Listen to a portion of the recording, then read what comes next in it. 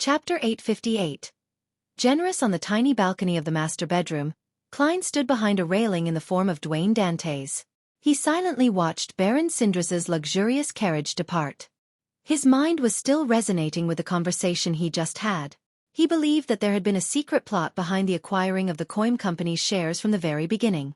According to Sindras, although the Coim Company has great potential and bright prospects, its current value is only limited to Backlund. It's constrained by many conditions, making it not worthy for a powerful banker to place such great importance on it that he had to take on a stance of being hell-bent on acquiring it. After all, even if he didn't succeed, it would only be a difference in monetary profit. It wouldn't result in any losses. For the seller, Quarren, it's very normal to be under external stress to sell his shares for cash. It's also very normal for him to be unwilling to see moneybags, Baron Sindras from the Conservative Party. But herein lies the problem. As a businessman, faced with a deal that isn't considered important, the political inclinations are something to be considered when prices are similar. There's no reason to reject the possibility of receiving an extremely high premium. Yet, he had deliberately rushed to close the deal with Dwayne Dante's before Sindras could make his final offer. It's as if he has a grudge with money or views the Conservative Party with extreme prejudice. And this doesn't match the current political climate. The Lone Kingdom's internal politics hasn't reached such a splintered state. From the looks of it, someone is forcing Sindras to do this, and someone had designed a trap, using Quarren's 3% shares as the bait and me as the cover to lure Sindras into the trap, wishing to achieve a certain goal. Klein looked at the street lamps under the night sky as he sighed poignantly. Based on my assumption, if I hadn't discovered the problem tonight and hadn't sent someone to Sindras, the subsequent developments would definitely have me crushed by all kinds of seemingly incriminating evidence. And when the military or the Church of Evernight intervenes, there will undoubtedly be a twist in the evidence, incriminating Sindras. During this process, just a tiny misjudgment on Sindras's part will result in him treating Dwayne Dante's as an accomplice of the mastermind behind this ploy. He would use a rather intense method in response, hammering the final nail in my coffin. As for who the mastermind was and their true goals, Klein had no idea.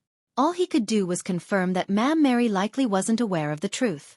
She was only used due to her anxiousness to preserve her control over the Coim Company. In short, she wasn't qualified to be deeply involved in the mastermind's ploy. Environment protection, new party, Conservative Party, bankers, acquisition, framing. One word after another surfaced in Klein's mind, seemingly allowing him to see through the present calm in Backlund. He saw the dangerous stirrings that were hidden beneath the surface. They existed for a long time and hadn't been quelled because of the Great Smog. It was even possible that it was just an extension of the tragedy. When all of these meshed together, mixed with the tense international environment, Klein suddenly thought of a word: revolution. In that second, Klein seemed to catch a whiff of the impending storm. Together with the prophecy of the apocalypse, I wonder how much chaos and madness are brewing in secret. Currently, my main goal is to start from the military and investigate the truth behind the Great Smog of Backlund. If I were to get caught up in this maelstrom, there's a high chance I'll get involved in unnecessary trouble. Perhaps it might expose my sequence powers, preventing me from continuing my act as Dwayne Dante's. Klein retracted his gaze, having made up his decision. It was to quickly extricate himself from the matter. As for Sindras's safety, he wasn't too worried. First, the former had the Conservative Party backing him, and he had his own faction. With him on alert, it would be difficult for him to suffer any further harm. Second, Klein didn't have any deep ties with him. Thus, providing a warning had already spoken volumes of his character. As for the truth behind Quarren's death, he had no right to carry out any investigations. All he could do was trust in the Nighthawk's rich experience and the myriad of means to have a chance of finding the real clues. How should I extricate myself? As long as the shares are with me, it implies that I'll ultimately remain center stage. Get Ma'am Mary to acquire it ahead of time? That will be very difficult. She likely doesn't have the funds. Sell it to Sindras? That will be in violation of the contract. Amidst Klein's flurry of thoughts, he gradually had an idea. His facial muscles twitched a little for some baffling reason before they relaxed. This was because what he wanted to do was something he had planned on doing but lacked the ability to do so. Furthermore, it would also benefit him by establishing an image, bettering his chances of entering high society. In the room adjacent to the balcony, Zio and Furs were observing the streets and garden. One of them was looking at the crimson moon that was half hidden behind the thick clouds. There was a prolonged silence. Only when Dwayne Dantes' lights were extinguished did Furs turn to look at her friend. She said in excitement and clear poignancy, "Being a tycoon sure isn't easy. If you were him, you might have gone bankrupt in 3 days and be sent to jail." Zio shot her a glance and said, "I can hire a powerful butler, a professional lawyer, and a capable business secretary to help me." Furs didn't continue putting her down as she said with a smile, "If I were you, I would change all of it to cash, bonds and property. I'll use the annual income they bring about to maintain a decent life." Just as she said that, she saw Zio frown slightly. She cast her gaze towards the first floor. "What happened?" Furs tensed up. Zio observed for a few seconds before saying, "My spiritual perception tells me that an item or matter related to black magic has appeared. One of the biggest advantages of a sheriff was that when they were close enough, they could sense matters related to evil, chaos, and madness that weren't screened." Black magic? Furs was considered a senior beyonder, so she wasn't unfamiliar with that. Strictly speaking, anything that didn't pass through the 7 orthodox deities was considered as black magic. It included ritualistic magic that prayed to secret existences.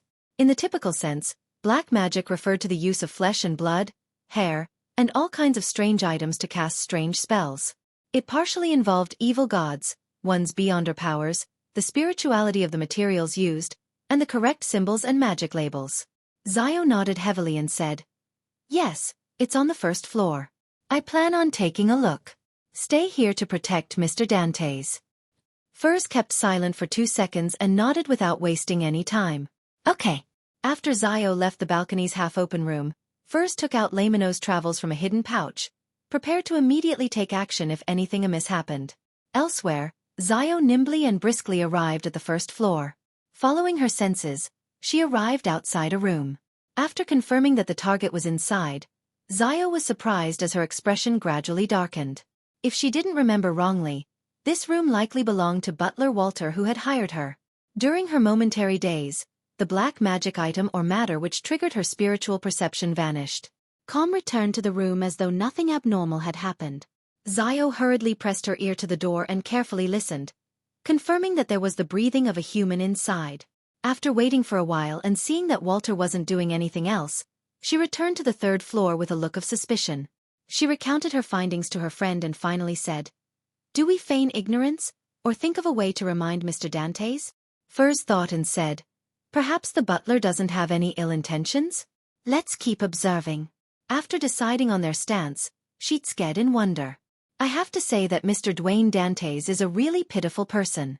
Not only was he used by others to harm Baron Sindras and get framed, nearly throwing him into jail and losing his reputation, but he also has a butler who researches black magic with an unknown motive. Sigh, I hope he doesn't lose his life because of that. On this front, he's only a helpless commoner." Zio nodded in agreement. "If we're unable to determine the butler's intentions after 3 days are over, we can leave a slip for him to warn him." The next morning, Klein glanced at Walter in a normal fashion after having breakfast before leaving home with Richardson. He rode a cathedral to St. Samuel Cathedral. After the preaching and prayers, Klein didn't make any donations. Instead, he directly came to Bishop Electra. "Is there something?" Although this bishop was under immense stress due to the infiltration of Cheney's Gate, he was still rather friendly when dealing with the faithful. Klein smiled and replied, "I've recently been involved in certain matters and have come to recognize my true self." Without waiting for Electra to inquire, he continued, "I wish to establish a foundation that targets the poor. I hope that they can receive help from the church. I will place the Coim Company shares I have on hand into this foundation, so as to kickstart this initiative using all the funds obtainable from the contract." Electra was nearly stupefied by what he heard because it was definitely a sizable sum. Although it wasn't public knowledge how much Dwayne Dantes spent on acquiring the 3% shares, just from the relevant sources of information, it was estimated to be over £10,000. Furthermore, the future returns were nothing to scoff at. And back then, Ma'am Mary had been pursued by many men of status who had wealth in the range of tens of thousands of pounds. Therefore, for Dwayne Dantes to suddenly donate more than £10,000 was definitely considered a generous move. In the whole of the Church of Evernight, apart from donations from a deceased's will, there were only a handful of one-time donations that exceeded this amount. "This is an act that deserves all kinds of praise," Electra said from the bottom of his heart. "However, I have the obligation to remind you that you shouldn't do something that exceeds your reach. Klein smiled and replied, this isn't a small sum for me as well, but it's still acceptable. It wouldn't affect my life and business. Electra's smile gradually turned warm as he said with a nod, the goddess will definitely watch you. Upon hearing this blessing, Klein's expression nearly froze. Electra continued, I will report the matter to His Grace and try to organize a charity party for this foundation. When the time comes, I'll invite the goddesses faithful from different domains. They will include powerful aristocrats and their families. Let's see if there are more people who are willing to participate. He knew very well that Dwayne Dantes was attempting to enter high society. Therefore, he had deliberately made mention of powerful aristocrats. Chapter 859. New mushrooms in the bottom cabin of the future where it was pitch black. Frank Lee lit a candle which illuminated a table covered with flesh, mushrooms, wheat, and fish. He casually pushed the items away and cleared out a space that was just enough to accommodate a piece of paper. Right on the heels of that, he spread out a piece of paper, picked up a fountain pen, and wrote with an excited expression. My dear friend Gehrman Sparrow, I'm delighted to know that you found the dry mushrooms to be pretty good. Perhaps it's more useful than I imagined it to be. When I'm free, I'll take another look at them. As I've been fully focused in both body and mind, in the experiment you mentioned, I've already stopped all other creations. Most of the mushrooms have been burned away by Nina, leaving me with the last 3. I hope it will be of help to you. Placed together with them are my latest products. One of them is a type of mushroom that grows by feeding on flesh and blood. They have 3 breeds. The first is crossbred with wheat and can be ground into a mushroom powder that can be used to make bread. Another has the characteristic of being mixed with milk, allowing milk to be drawn from them. The last has been crossbred with fish. They come with a refreshing taste and it has a thick meaty texture. The things to take note of is that they are absolutely not to be eaten raw. They need to be cooked in 90 degrees Celsius hot water for at least 5 minutes so as to kill any living characteristics. Otherwise, regardless of what it turns into, it will absorb the flesh and blood around it, including human organs. Another point. It's unable to distinguish between normal flesh and monster flesh, nor can they deal with the latter properly. They will accumulate with the corresponding toxicity and madness. I think they will experience different mutations because of the different types of monster flesh, producing different kinds of danger. However, I wasn't able to verify that, because I lack a sufficient number of monster corpses. If you were to obtain one while adventuring, please mail me one. I only need a tiny amount. As for any other problems that might exist, I'm not sure either. It's still a prototype, preventing further attempts and observation. I wish you all the best and to have a bountiful time adventuring. Sincerely, your friend, Frank Lee. After putting down the fountain pen, Frank read his reply in its entirety before folding in satisfaction. He found a gold coin and placed it over the letter. He quickly set up the messenger summoning ritual in preparation to chant the incantation. At this moment, he subconsciously surveyed his surroundings and was stunned. Then, Frank moved the nearby pile of soil out the door. In Empress Borough, the opulent villa of Earl Hall, Audrey was hiding in her room, observing the glass bottle in her hand. In the bottle was a translucent, colorless, sticky liquid. It was like a mirror when still, completely reflecting everything within its vicinity. When undulations happened, a very tiny whirlpool would silently spin beneath the surface. This was none other than the hypnotist potion which she had just successfully concocted. Audrey had already digested her psychiatrist potion and planned on advancing to sequence 6 before Backlund's psychology alchemists contacted her.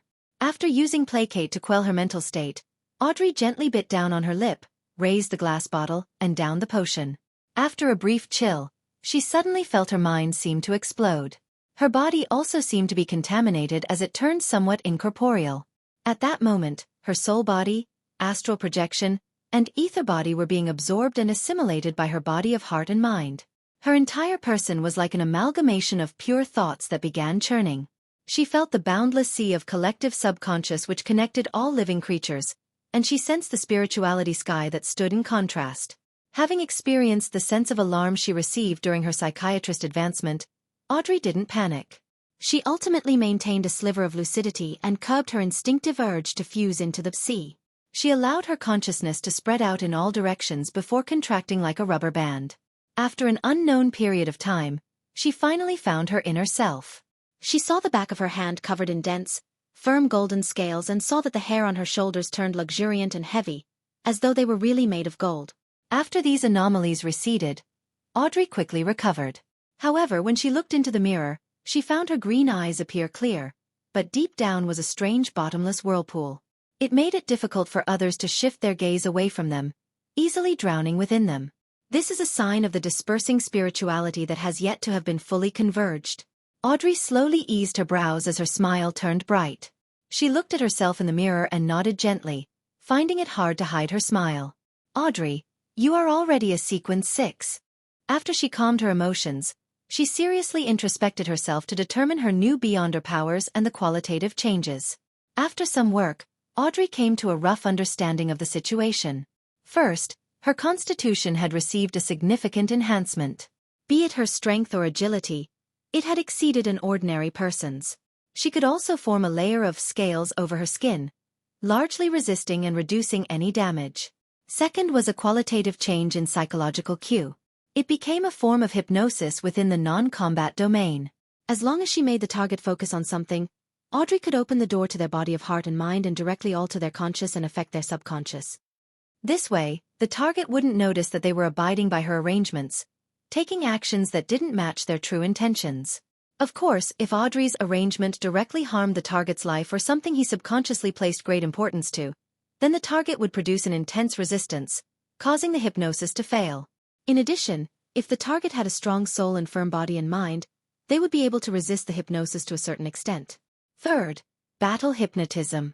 Audrey could forcefully hypnotize an enemy, making them do something abnormal, such as attacking their companions or avoid her, the hypnotist. However, such hypnosis only lasted for short periods of time. The target would quickly snap awake and sense the problem. Similarly, it was unable to harm the target's life and make the enemy commit suicide. Fourth was psychological invisibility. With one's control of the target's body of heart and mind, allowing oneself to remain in the blind spot of one's consciousness, she could achieve the effect of invisibility despite someone standing in front of her without being able to sense her. Very impressive. My only regret is that I still lack beyonder powers that can launch direct attacks.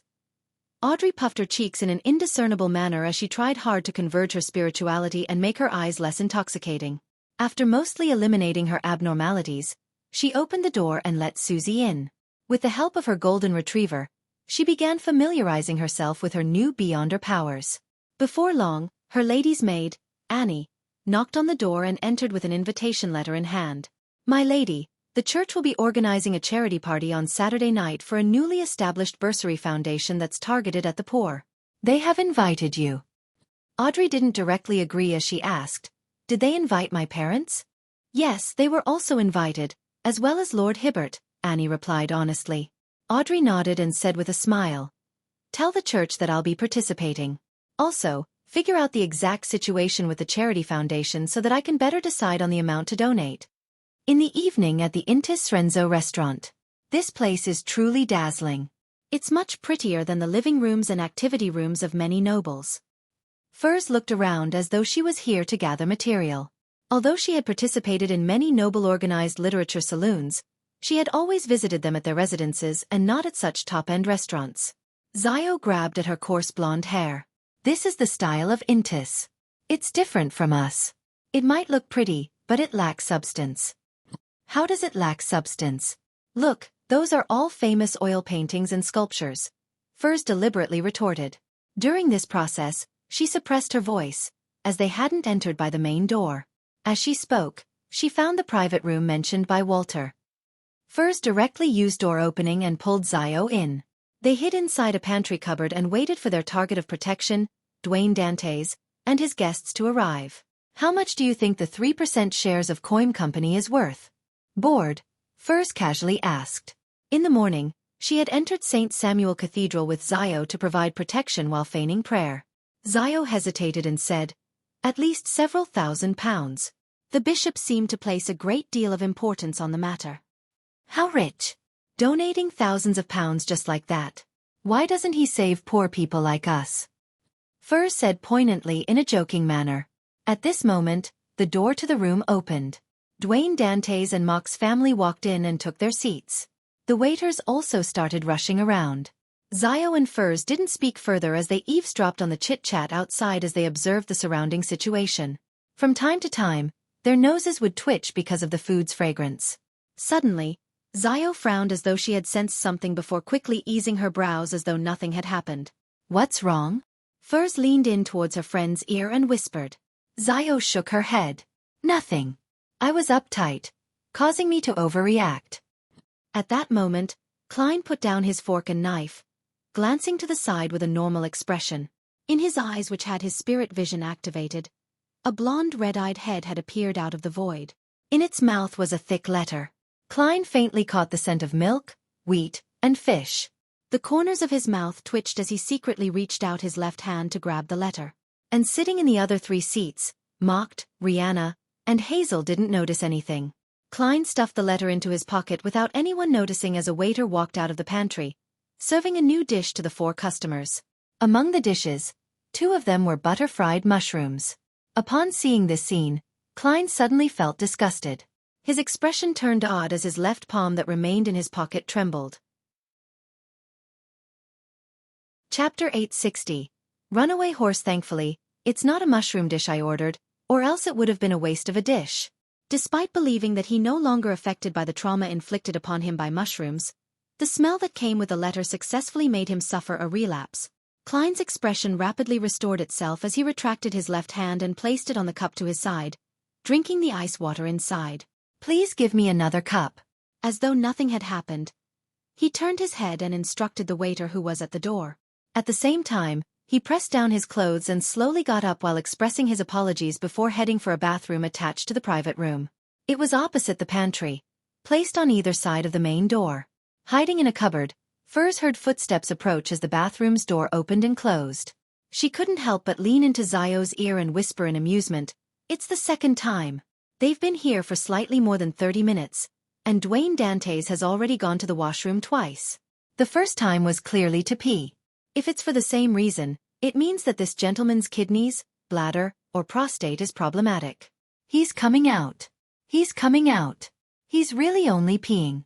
TSK, he seems to drink plenty of water usually and often heads to the bathroom. Sigh, it's difficult being a tycoon, but it's even more difficult being a good-looking tycoon in particular." Zio rolled her eyes. "What has that got to do with you?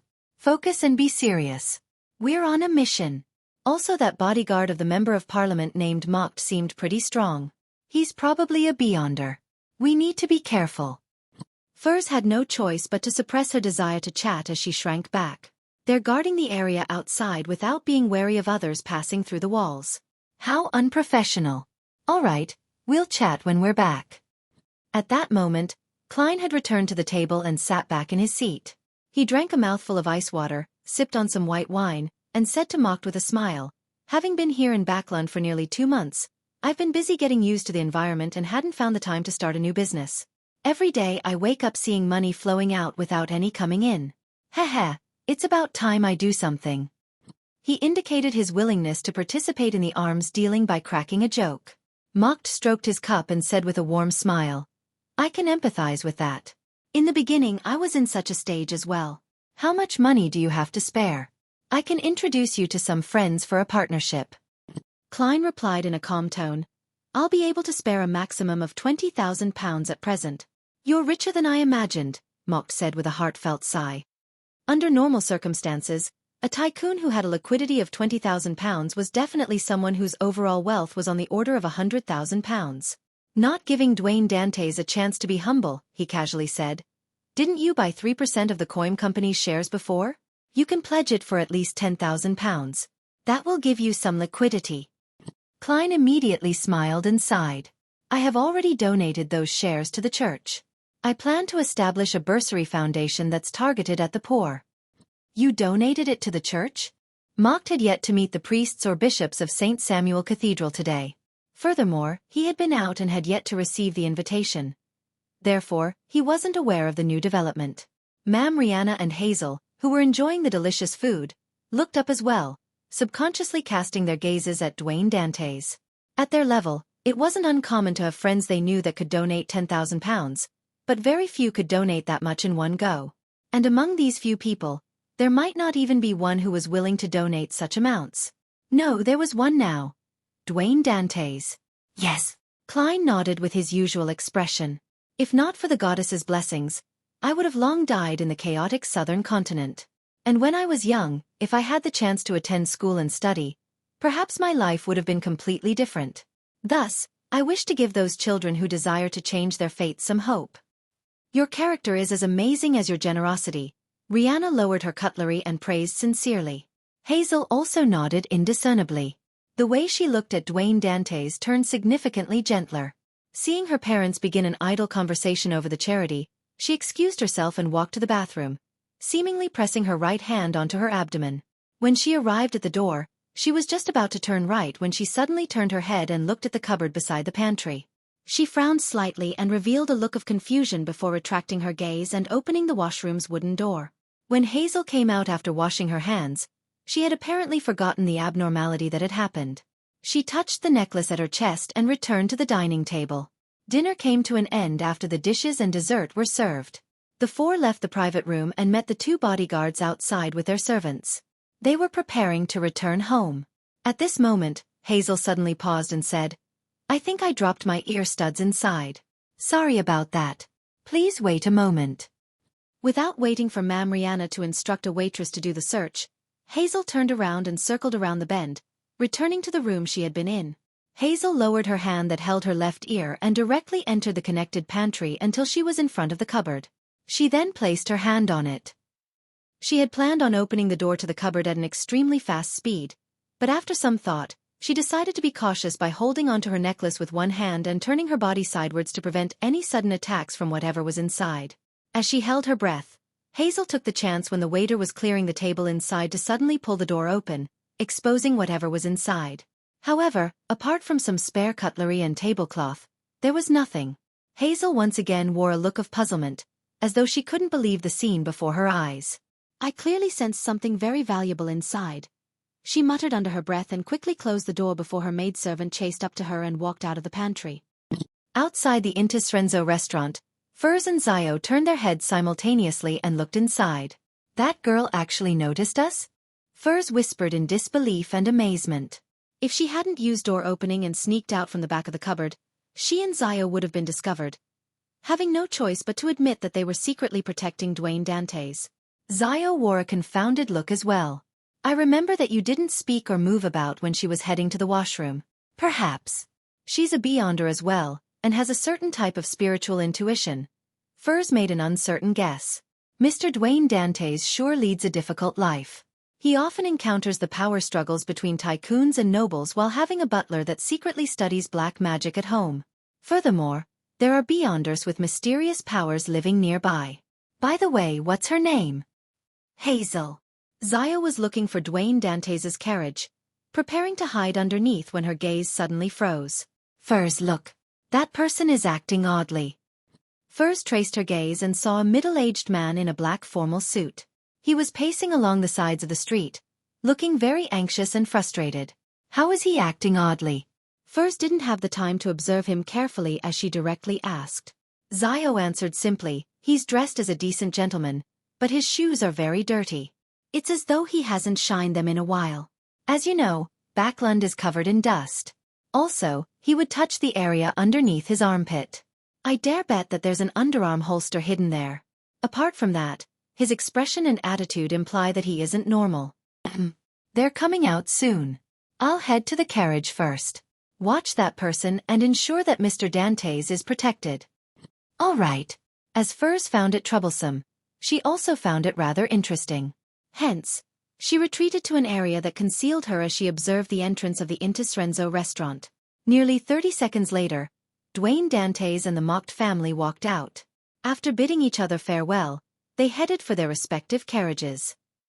At this moment, a two-wheeled carriage charged out from the end of the street at an extremely fast speed, as though it would topple at any moment. The horse that pulled the carriage wore a rabid look in its eyes, as though it had been alarmed. It charged for the Intis Renzo restaurant's entrance in its panic.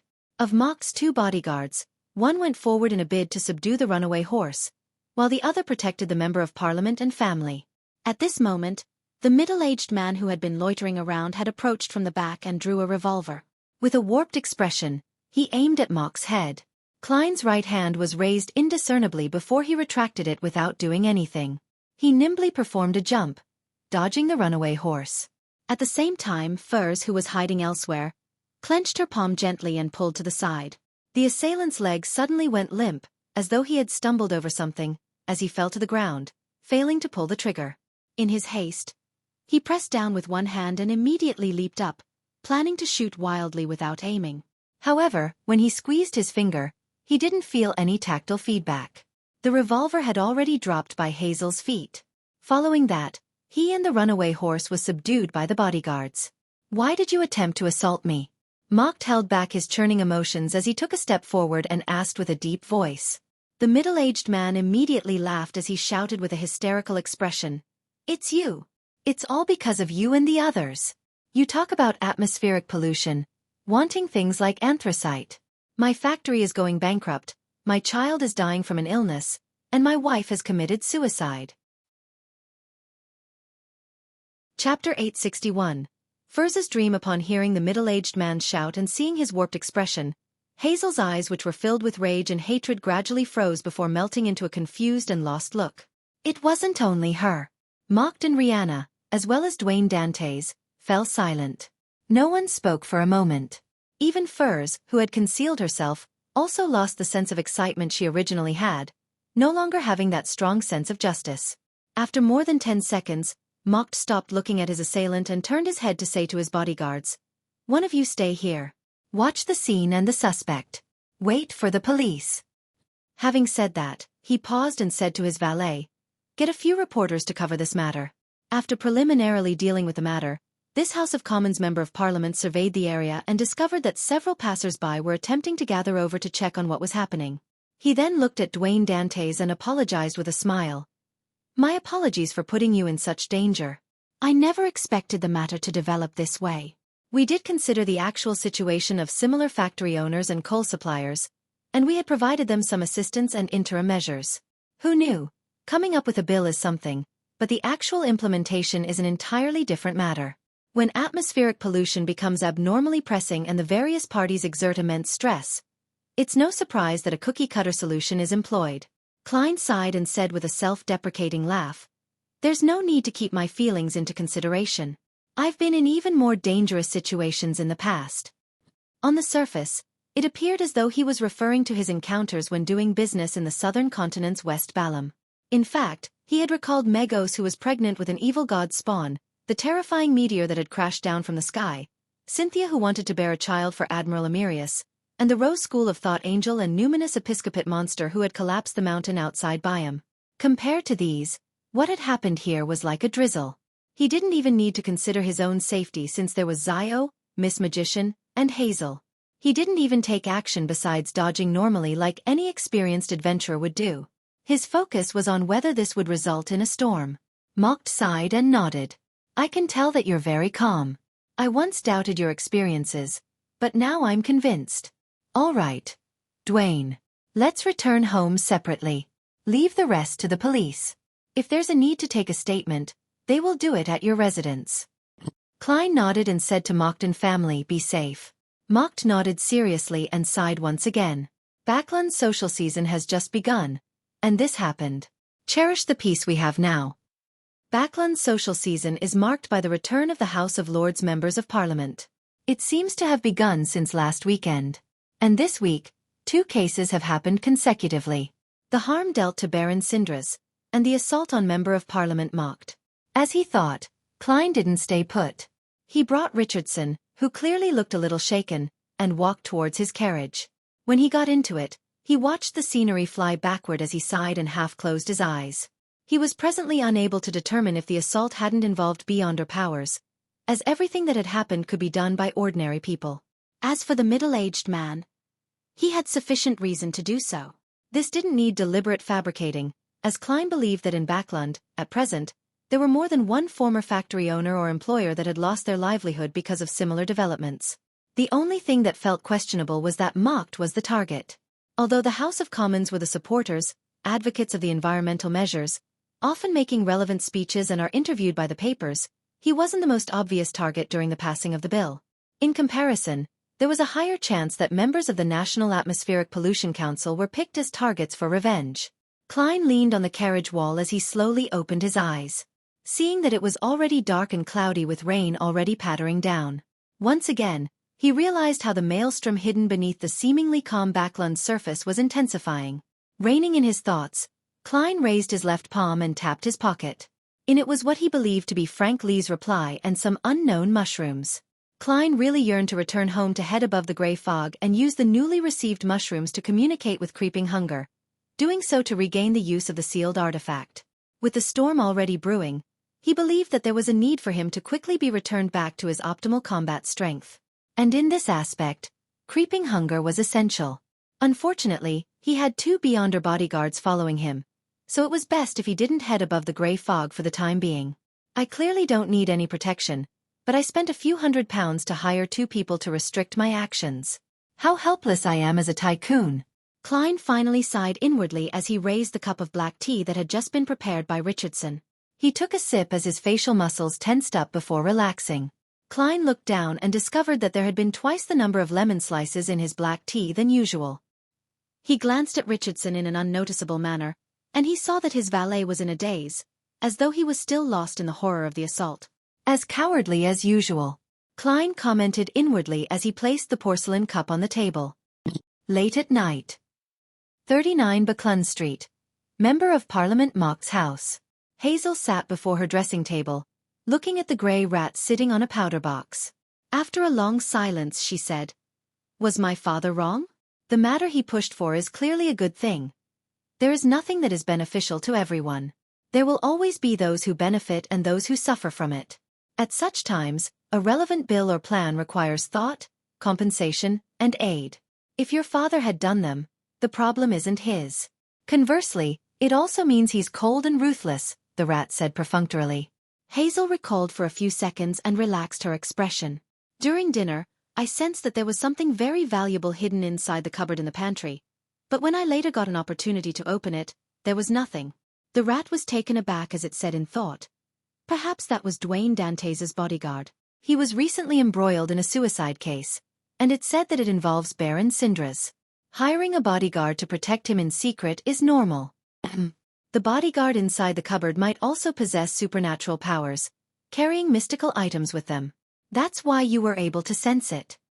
Hazel nodded gently and accepted the explanation before subconsciously muttering to herself, "I wonder what kinds of supernatural powers those bodyguards have." After saying that, she swept the grey rat with a puzzled look. "How do you know Dwayne Dantes was embroiled in a troublesome case?" The rat squeaked. "My present state is very suitable for me to eavesdrop into the conversations of others." As it spoke, it looked in the direction of 160 Backlund Street, the glint in its eyes shimmering. Based on the sleeping rotation, Furs was asleep as she felt herself float to an ancient and majestic castle. In it were all kinds of Beyonder ingredients and mystical items. There were even 2 blurry tarot cards. However, she didn't take any of them away, as they were sealed by an invisible force field. Furs looked around in an attempt to find the means to remove the seal. Finally, she saw a complicated symbol drawn at the top of the dome. It was a symbol formed from fate and concealment. "If I find an item engraved with this symbol, I'll be able to unseal some treasure." Furs immediately came to a realization when she snapped awake. She discovered that she had curled into a ball on the carpet in the room. She had a thin silk blanket covering her. She and Zio didn't dare sleep in the reclining chair, afraid that Dwayne Dantes, who often sat in it, would notice something different. Rubbing the edges of her brows, Furs sat up and saw Zio having her back to the wall of the master bedroom. She was seriously listening for any stirrings. As Furs walked to Zio, she said with a frown, "I feel that there is some secret hidden here. I had a strange dream, dreaming of an exaggerated treasure trove and a complicated symbol." As an astrologer, she instinctively believed that there was a problem with her dream. Noticing the serious look on Furs's face, Zio suppressed her words of doubt and said after some thought, "Perhaps there really is some sort of secret. I once heard a proverb regarding the mysterious world. It goes, when a Beyonder element is discovered somewhere, there must be a second one." Ignoring the butler who we can't tell if he possesses Beyonder powers or not, that Miss Hazel is someone with a Beyonder element. Around her, or should I say, that this street, likely has a second one. Furs nodded gently before laughing. However, it has nothing to do with us. We will receive our remuneration tomorrow evening and terminate this bodyguard mission. We will leave this place. The most pitiful of all is Dwayne Dantes. He's innocent and ordinary, but he ends up involved with troublesome matters and beyonder elements. Having said that, Furs looked in Zio and joked, quickly wish him that the goddess would watch over him. I'm a believer of the god of steam and machinery. I won't be able to do so.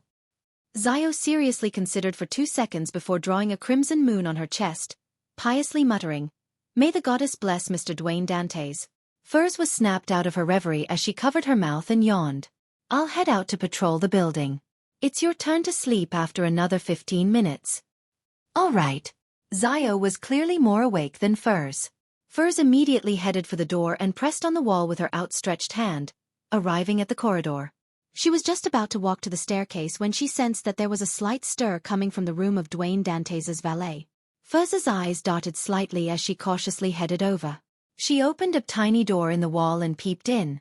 She then saw Richardson jumping a crazy dance that had a tinge of mystery. A spirit dance? Doesn't this valet believe in the Evernight goddess? He's secretly worshipping death? Furs frowned as she watched Richardson finish his spirit dance, softly praying for death's protection to help him avoid all kinds of danger. After everything came to an end, Furs scared and shook her head.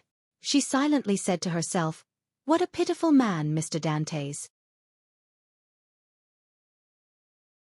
Chapter 862. Kind warning. After returning to the room with the balcony, Furs looked at Zio, who had her back against the wall, and whispered, "Guess what I saw? That male servant, Dantes's valet, is actually a believer of death. He was dancing a spirit dance and praying." Zio widened her eyes before relaxing her expression. When it comes to Mr. Dantes, that's the least of his concerns. Yeah, that valet named Richardson is clearly of Southern Continent heritage. Perhaps he was born there, so it's not surprising that he worships death.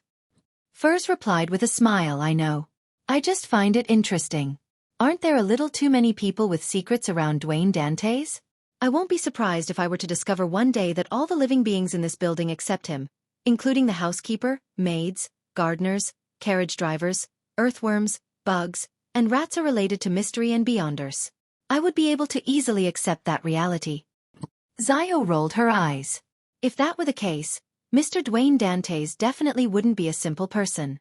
Having beyonders and supernatural creatures around him means that he might be the spawn of an evil god or a grounded angel. Without waiting for Furs to expand the scope of the conversation, Zio asked, "Didn't you say that you had a strange dream involving treasure? Why aren't you curious or considering what it symbolizes? That perhaps it might actually exist?" Furs chuckled. "Such a dream often implies trouble and danger. I'll consider it again if I have a chance of encountering that symbol." Although she said that, her true thoughts were, "There's quite a bit of a problem with that dream. Who knows if there's a ploy behind it? I'll consult Mr. Hanged Man, Ma'am Hermit, and Mr. World at the tarot gathering next week before deciding what to do. They are experienced and powerful beyonders.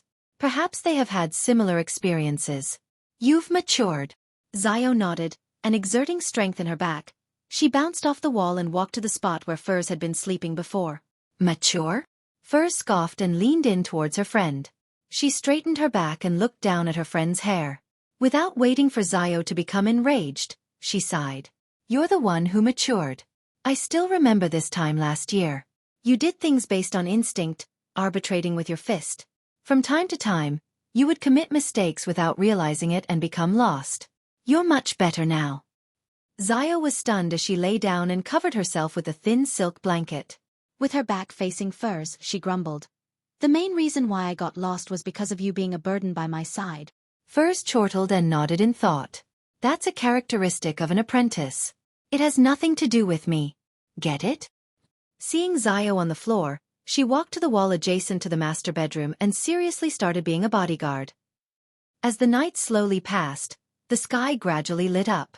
Klein got up to have breakfast and received visits from 2 batches of policemen and a batch of reporters. They were here for further investigations regarding Quarren's suicide case, while another was to obtain more details regarding Member of Parliament Mock's assault. With Walter's help, Dwayne Dantes met them and quickly handled the matters. In the afternoon, Mock suddenly visited and urged Klein, "Join me at the club for a game of tennis." He was a member of a few clubs, but there was only one club that overlapped with Dwayne Dante's. East Bala Military Veterans Mess. This is to confirm the arms deal? Klein managed to read between the lines and immediately got Richardson to get his coat, top hat, and cane. He rode on his carriage and headed to the sandy yellow unique building at Hillston Borough with the Member of Parliament. They entered the club and used the same room as before. Klein once again met the long-faced army colonel from the Ministry of Defense, Calvin. After habitually exchanging pleasantries for a few minutes, Calvin finally focused on the main topic at hand. He looked at Dwayne Dantes and said with a chuckle, "I heard from Mocht that you can have £20,000 available?" "Although it will make me tight on funds, it's true that I can," Klein replied with a smile. Calvin nodded in satisfaction and said after some pondering, "There won't be any need for £20,000 for now. The batch of firearms, explosives, and small number of cannons reserved for you is in a particular warehouse in East Balham. There's not that much, enough to equip about 3,000 to 4,000 people. Based on the price of decommissioning them, it will cost £10,000 at most. Of course you will have to give me £15,000. He didn't mince his words in any way, as though this was common in the lone military. "No problem," Klein said and nodded calmly. Calvin immediately chuckled. "Excellent. Mocht has a keen eye for people. A person who wants to do such business absolutely mustn't be stingy. That batch of firearms is worth at least £20,000 in West Balham. If you can find a suitable buyer and fully showcase your experience in the area, it's entirely possible to sell them for £30,000 or even more.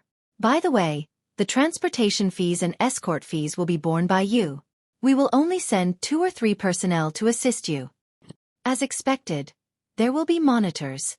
Klein listened in silence, believing that it was time that he urged Admiral of Stars and Danitz to quickly provide him with information on West Balham. He pondered for a moment and said, "Roughly when will it begin?" "That batch of firearms will take another 2 weeks before being placed in the corresponding warehouse. When it happens after that period is up to you. You don't have to pay it in full at once. You can first pay £8,000 to £10,000 and pay the rest when everything is settled." Calvin wore an expression as though things were highly negotiable. 2 weeks later. That will be closer to the end of the month. I'll definitely have to wait until the party of the Snake of Fate's birth before leaving.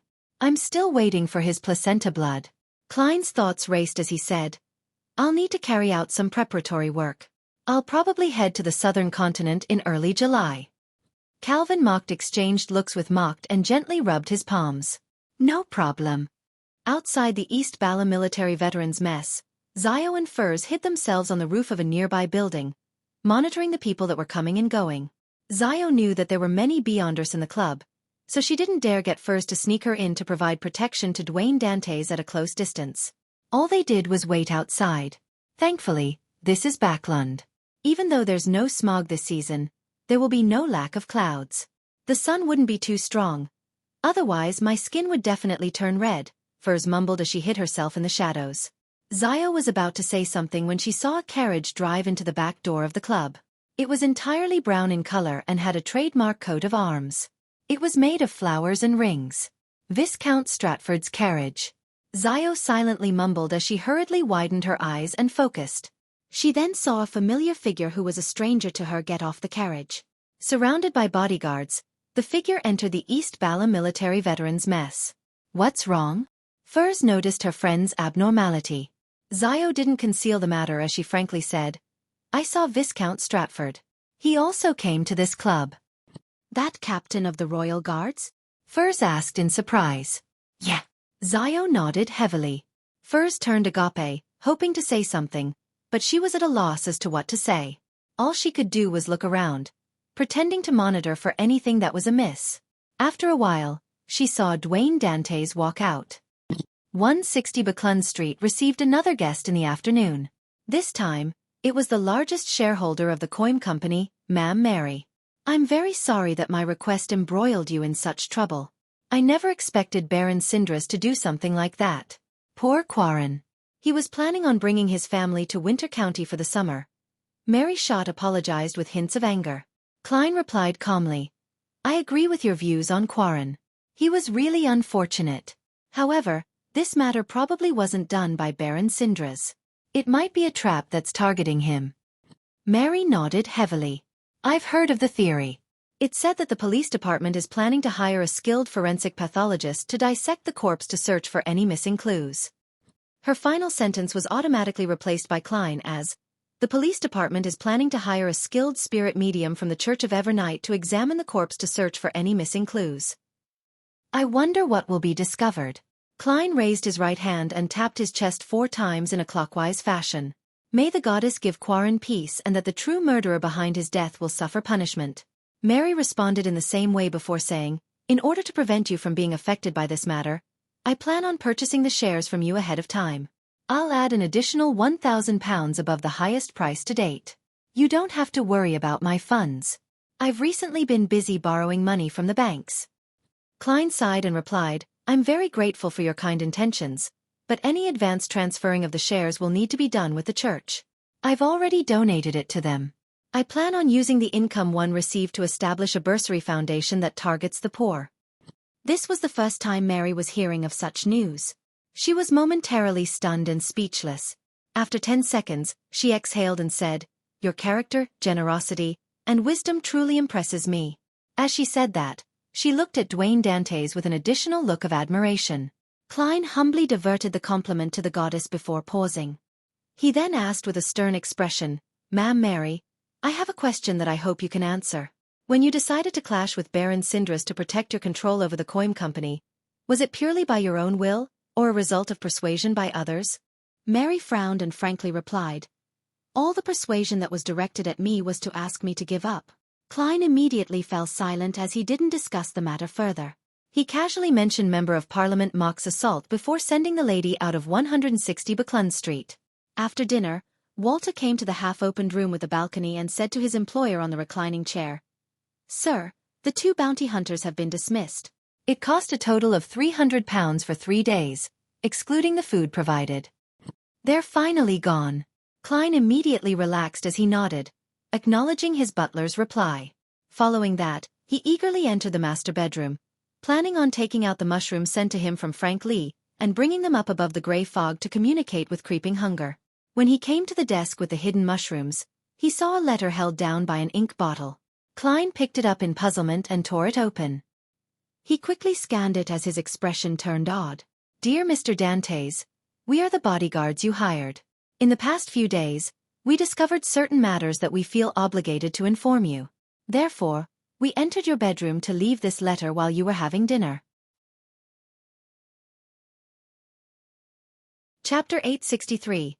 Charity Party. Your butler might be researching black magic. Your valet is secretly worshipping death. Someone among your neighbors has supernatural powers. The street where you live might have certain secrets that cause people to have strange dreams. You should understand some of the terms mentioned. We won't provide a further explanation. May the goddess bless you." Klein looked at the letter in his hand as he was momentarily unsure whether to laugh or cry. After a few seconds, he couldn't help but give a self-deprecating laugh. "Just from the contents of this letter, I'm really quite pitiful. And the matters described don't seem to be problematic in any way." As he shook his head with a smile, Klein held a letter in one hand and suddenly shook it to the side. Scarlet flames surged and devoured the piece of paper. "Regardless, Miss Zio and Miss Magician are rather kind people. The only problem is that what they mentioned are things I already know. In fact, I'm more aware of the reasons than they are." As Klein mumbled, he found the mushrooms he had hidden. There were a total of 4 breeds of mushrooms. One was 3 dried products that could react with water and fish. The second was a new breed with golden caps as they emitted the smell of flour. The third was white with specks of black spots. They were swollen and puffy, as though a liquid was flowing within them as they exuded the smell of milk. The fourth had strange gills running down its 2 sides. Their surface was filled with dense and soft scales. Klein swept his gaze at these mushrooms and took out a gold coin. He caught it after flicking it. After confirming the results, he took off the ordinary glove he previously wore. With his bare skin, he grabbed the 3 new mushrooms to test various scenarios that Frank Lee hadn't mentioned. They felt normal to the touch, and there weren't any changes to the mushrooms. Klein heaved a sigh of relief, no longer afraid that the level of danger they possessed had exceeded his capability. He was previously afraid that these mushrooms would immediately produce roots upon contact with items of flesh and blood, devouring whatever was in its path to grow before dispersing its spores. Perhaps it's the relatively strong light from the gas wall lamps, Or it might be as a result of plucking them, which causes these mushrooms to lose most of their living characteristics. They will be revived only under special conditions, such as being in the stomach of a living creature. With the intention to figure out the truth, he drew all the curtains to the master bedroom and extinguished all the wall lamps.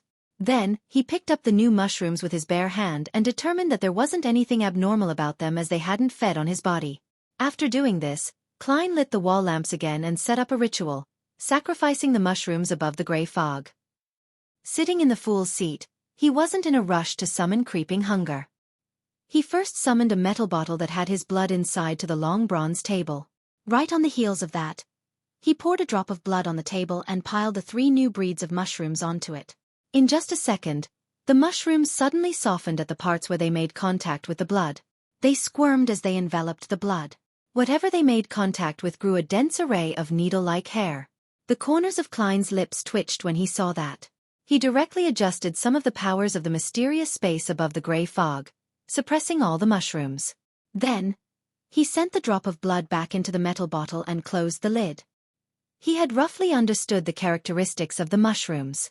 Without wasting any time, he summoned creeping hunger from the junk pile.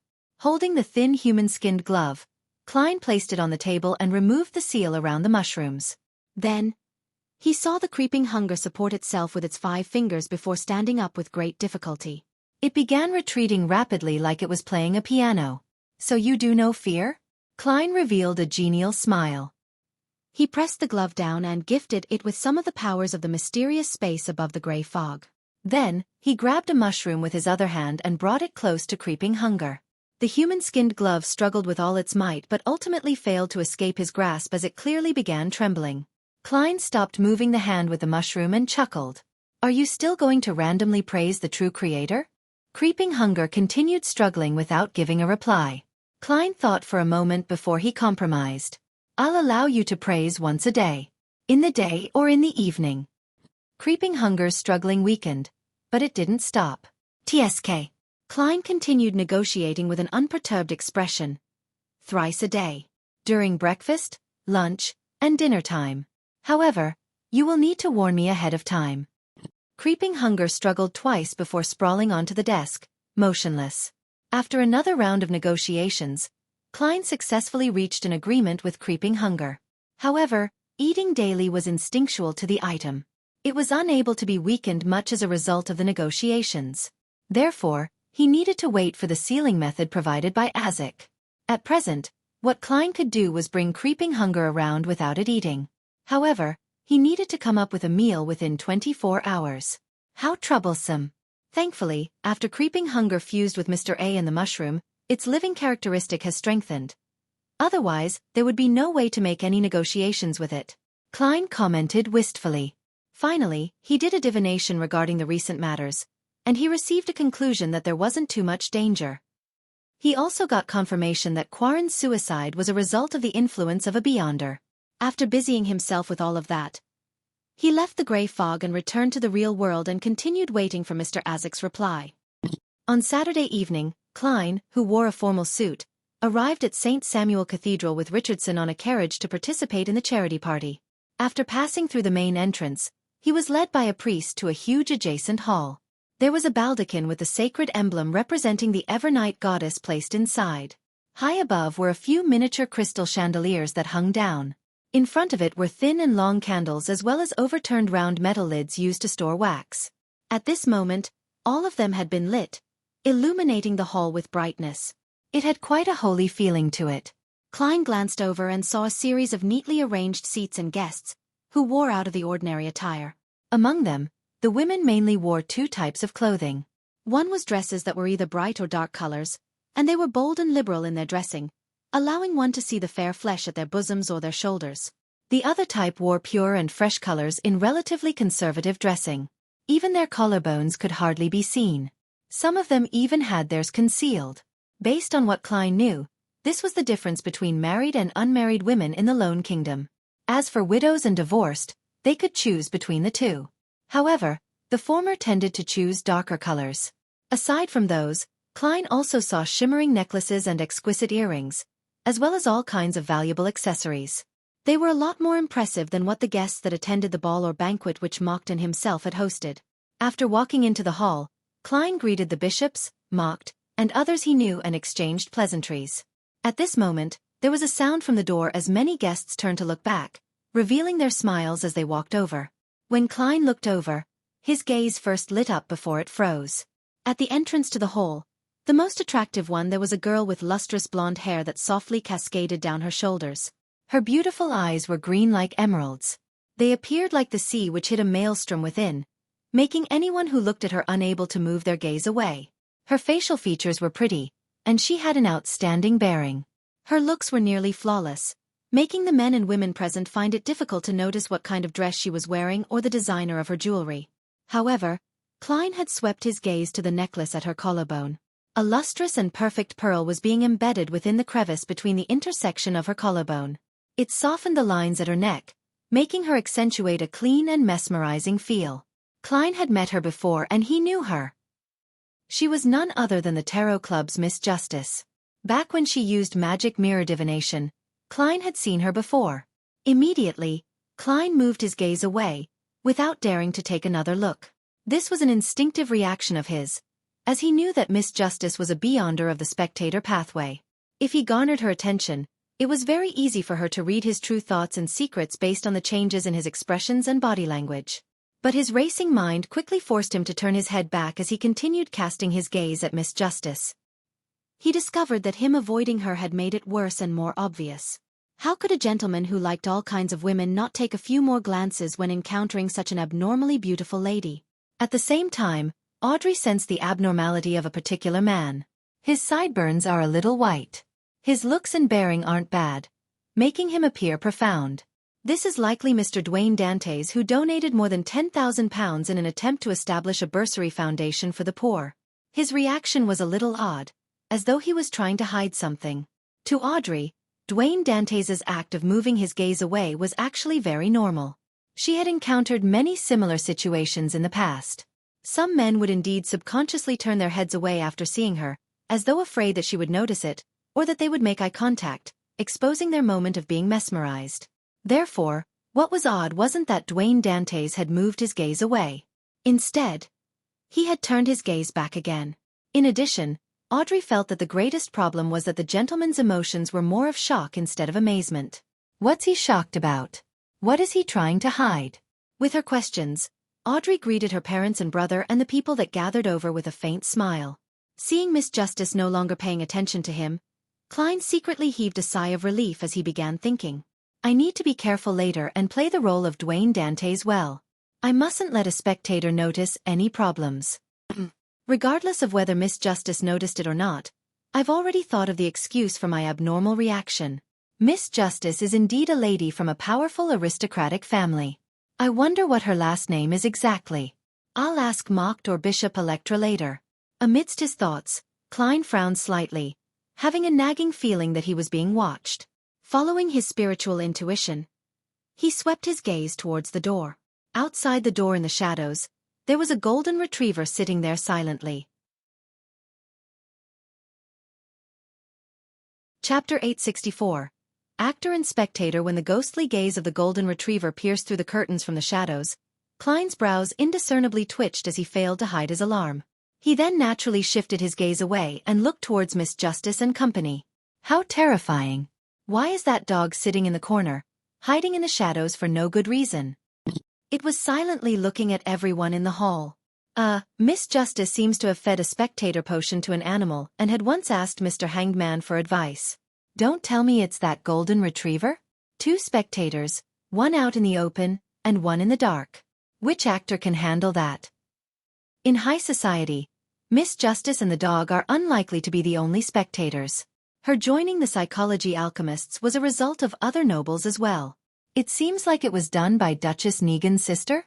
As Klein lampooned and analyzed, he walked to Mock's family and asked in a seemingly casual manner, the ones who just entered seem to be very noble people? Mocked glanced Dwayne Dantes and chuckled. East Chester Earl's family. You can directly call him Earl Hall. You should have heard of him. That's his wife, Ma'am Caitlin. That's his eldest son, Lord Hibbert. You should have already met him. Upon hearing Mock's introduction, Klein suddenly broke out into a cold sweat.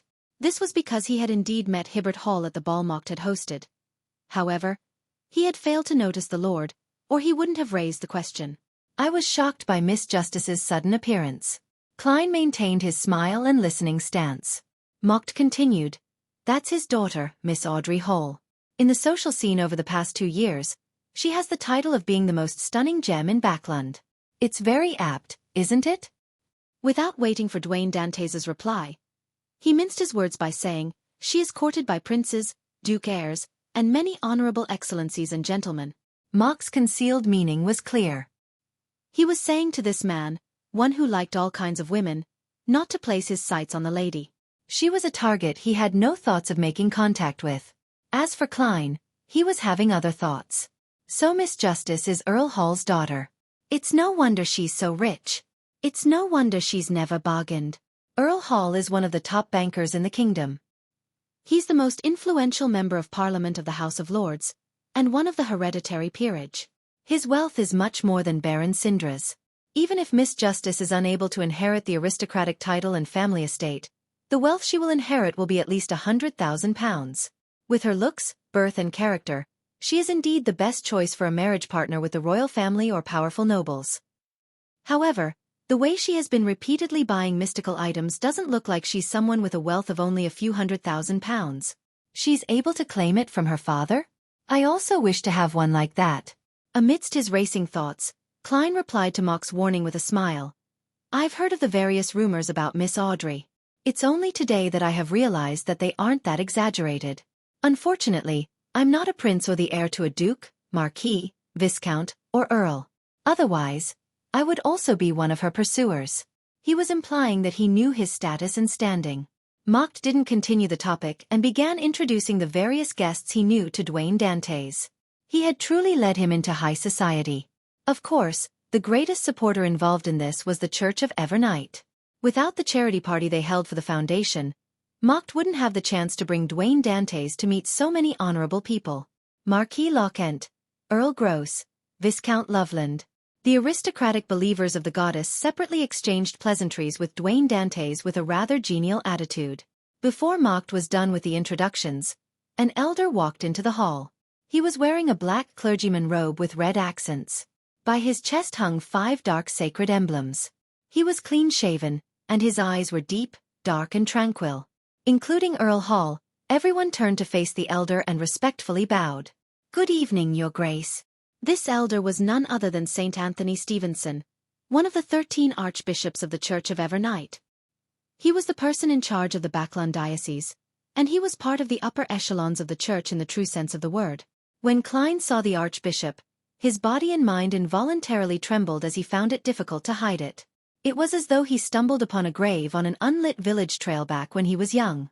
He swept his gaze and saw that the other guests didn't have any strong reactions. He immediately realized that the horror which St. Anthony carried with him was more clearly felt by people with stronger spirituality. He hurriedly entered cogitation in an attempt to calm himself down. When he managed to control his trembling, St. Anthony had already smiled. He surveyed the area and tapped his chest 4 times in a clockwise fashion. "Praise the lady!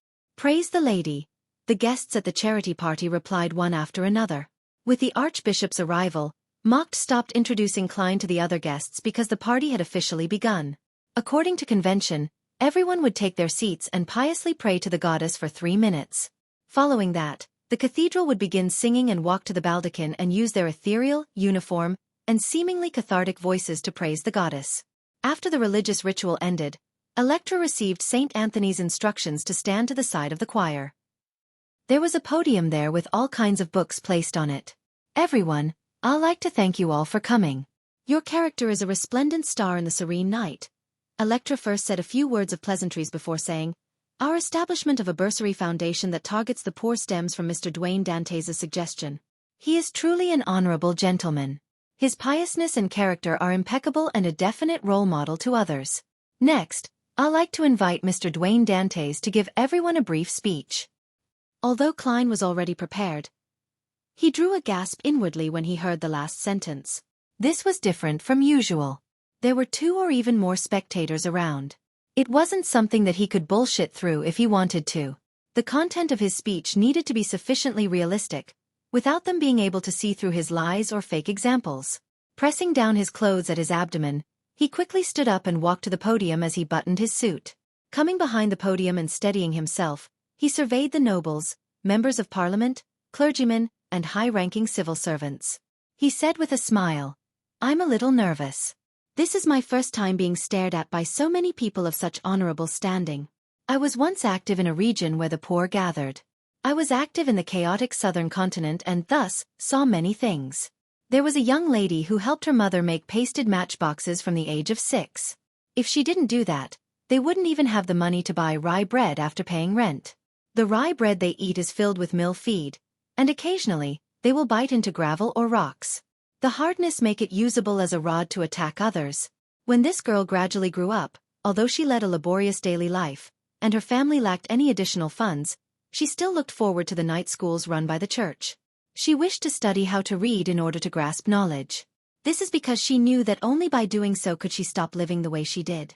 Only by doing so would she not starve and be able to wear clothes that could really protect her from the cold.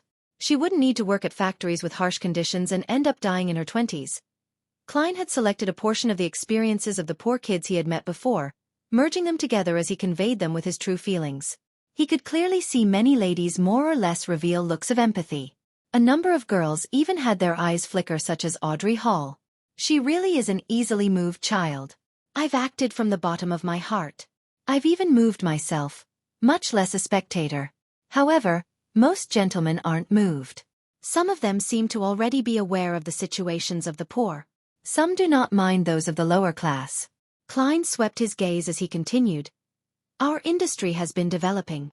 In the future, we will definitely need more literate workers. Our election criteria has been relaxed. In the future, the ones who are eligible to vote will definitely include most of the educated. With the empathy towards these poor children and my expectations of the kingdom's future, I've decided to donate all my coin company shares that I have on hand to establish a bursary foundation that targets the poor. It lets them have the opportunity to enter official institutes of higher learning after attending the free night classes. Earl Hall, who had a beautiful mustache, nodded when he heard that. He was the first to raise his hands to gently clap. Amidst the vigorous applause, Klein returned to the seat belonging to him. Bishop Electra headed up and announced, "The shares that Mr. Dwayne Dantes donated are valued at £15,000. We would use it to establish a lone charity bursary foundation. Ladies and gentlemen, if you agree with him and pity those children who thirst for knowledge, you can contribute to this foundation." As he spoke, he pointed at the donation box beside him. Audrey retracted her gaze and pressed the corner of her eye and said to her father, "Father, I plan on donating £1,000. What about you?" As she spoke, her mind quickly summarized what she had observed. Dwayne Dantes has likely lived a lower-class life. His pity, empathy, and speech were all very realistic. Those poor children are truly pitiful. Just now, when the bishop mentioned that the shares were valued at £15,000, the corners of his lips twitched unnaturally. From the looks of it, he likely feels the pinch over donating the money. However, the sincerity of him donating it doesn't seem fake. This means that he's a gentleman who loves money, but he loves kindness even more. Why was he shocked when he saw me, and what is he hiding? He has seen me somewhere before but doesn't know my identity? But there's no need to hide that. He identified my necklace as a mystical item, so he was shocked before trying to attempt to hide this matter? If that's the case, it means that he's definitely a beyonder, one that isn't a low-sequence beyonder. I'll ask Susie later when I'm back. Perhaps she noticed other details. She was hiding in the darkness, so he wouldn't be on his guard against her, allowing her to discover more. Amidst her thoughts, Audrey saw her father smile as he took out a checkbook and fountain pen. The value he wrote down was £10,000. Chapter 865. Earl Hall's suggestion, £10,000. Audrey blinked as she used a very slight change in expression to express her surprise. Without needing her to voice out her question, Earl Hall had noticed her puzzlement. He chuckled and said, "This is an insightful man. His ideas have inspired me and resonated with me. Besides, we can't ignore the misery that objectively exists just because it cannot be resolved anytime soon." Audrey vaguely understood her father, but she felt that she didn't fully understand him. She nodded slightly and took out her checkbook from her purse that matched her dress and wrote down the £1,000 value. This was a charity ball. Furthermore, it was held in a side hall of the cathedral, so there weren't any dances or extravagant arrangements. There weren't any valets or ladies' maids following by their sides. It was simply a charity event that had some degree of donations involved. The ladies undoubtedly brought their bags on them. The guests subsequently threw their checks into the donation box and headed for the 2 long tables for some beverages or simple food. After which, they walked around the hall socializing instead of sitting. This was closer to that of a buffet party. Klein also accompanied Electra and came to St. Anthony's side and was introduced to him. St. Anthony smiled in response to Dwayne Dantes' greeting. He sized him up and said, "Very good. We are proud to have a believer like you. It's the goddess that has taught us that character is more important than status. Therefore, you are an extremely honorable gentleman." To be frank, faced with this saint, Klein's heart was drumming because deities or beyonders related to the fate domain was able to see the grey fog's aura on him. For example, everyone from the monster pathway or the Evernight goddess who wielded the authority of misfortune. As for St. Anthony, if he was a high-sequence beyonder of the sleepless pathway and grasped beyonder powers involving misfortune, then there was a chance that he could see that there was a problem with Dwayne Dantes. As such, Klein had headed above the grey fog to divine so before attending the charity party. He received the answer that there wasn't any danger. Since the goddess didn't say anything, even if her archbishop were to discover some problems, he will probably feign ignorance. Klein replied with a warm smile. "I've been to the cathedral frequently to pray and listen to Bishop Electra's preachings in recent times. Even my soul seems to have been cleansed. Therefore, I abided by the goddess's teachings to pass such beauty and hope to others." Saint Anthony nodded and said, "In front of the goddess, all believers are differentiated by their character. Regardless if they are nobles or commoners, male or female. They are all the same. I hope those people who live in poor environments will liberate themselves of fear and receive serenity." Praise the lady. Klein and Electra tapped their chests 4 times in a clockwise fashion.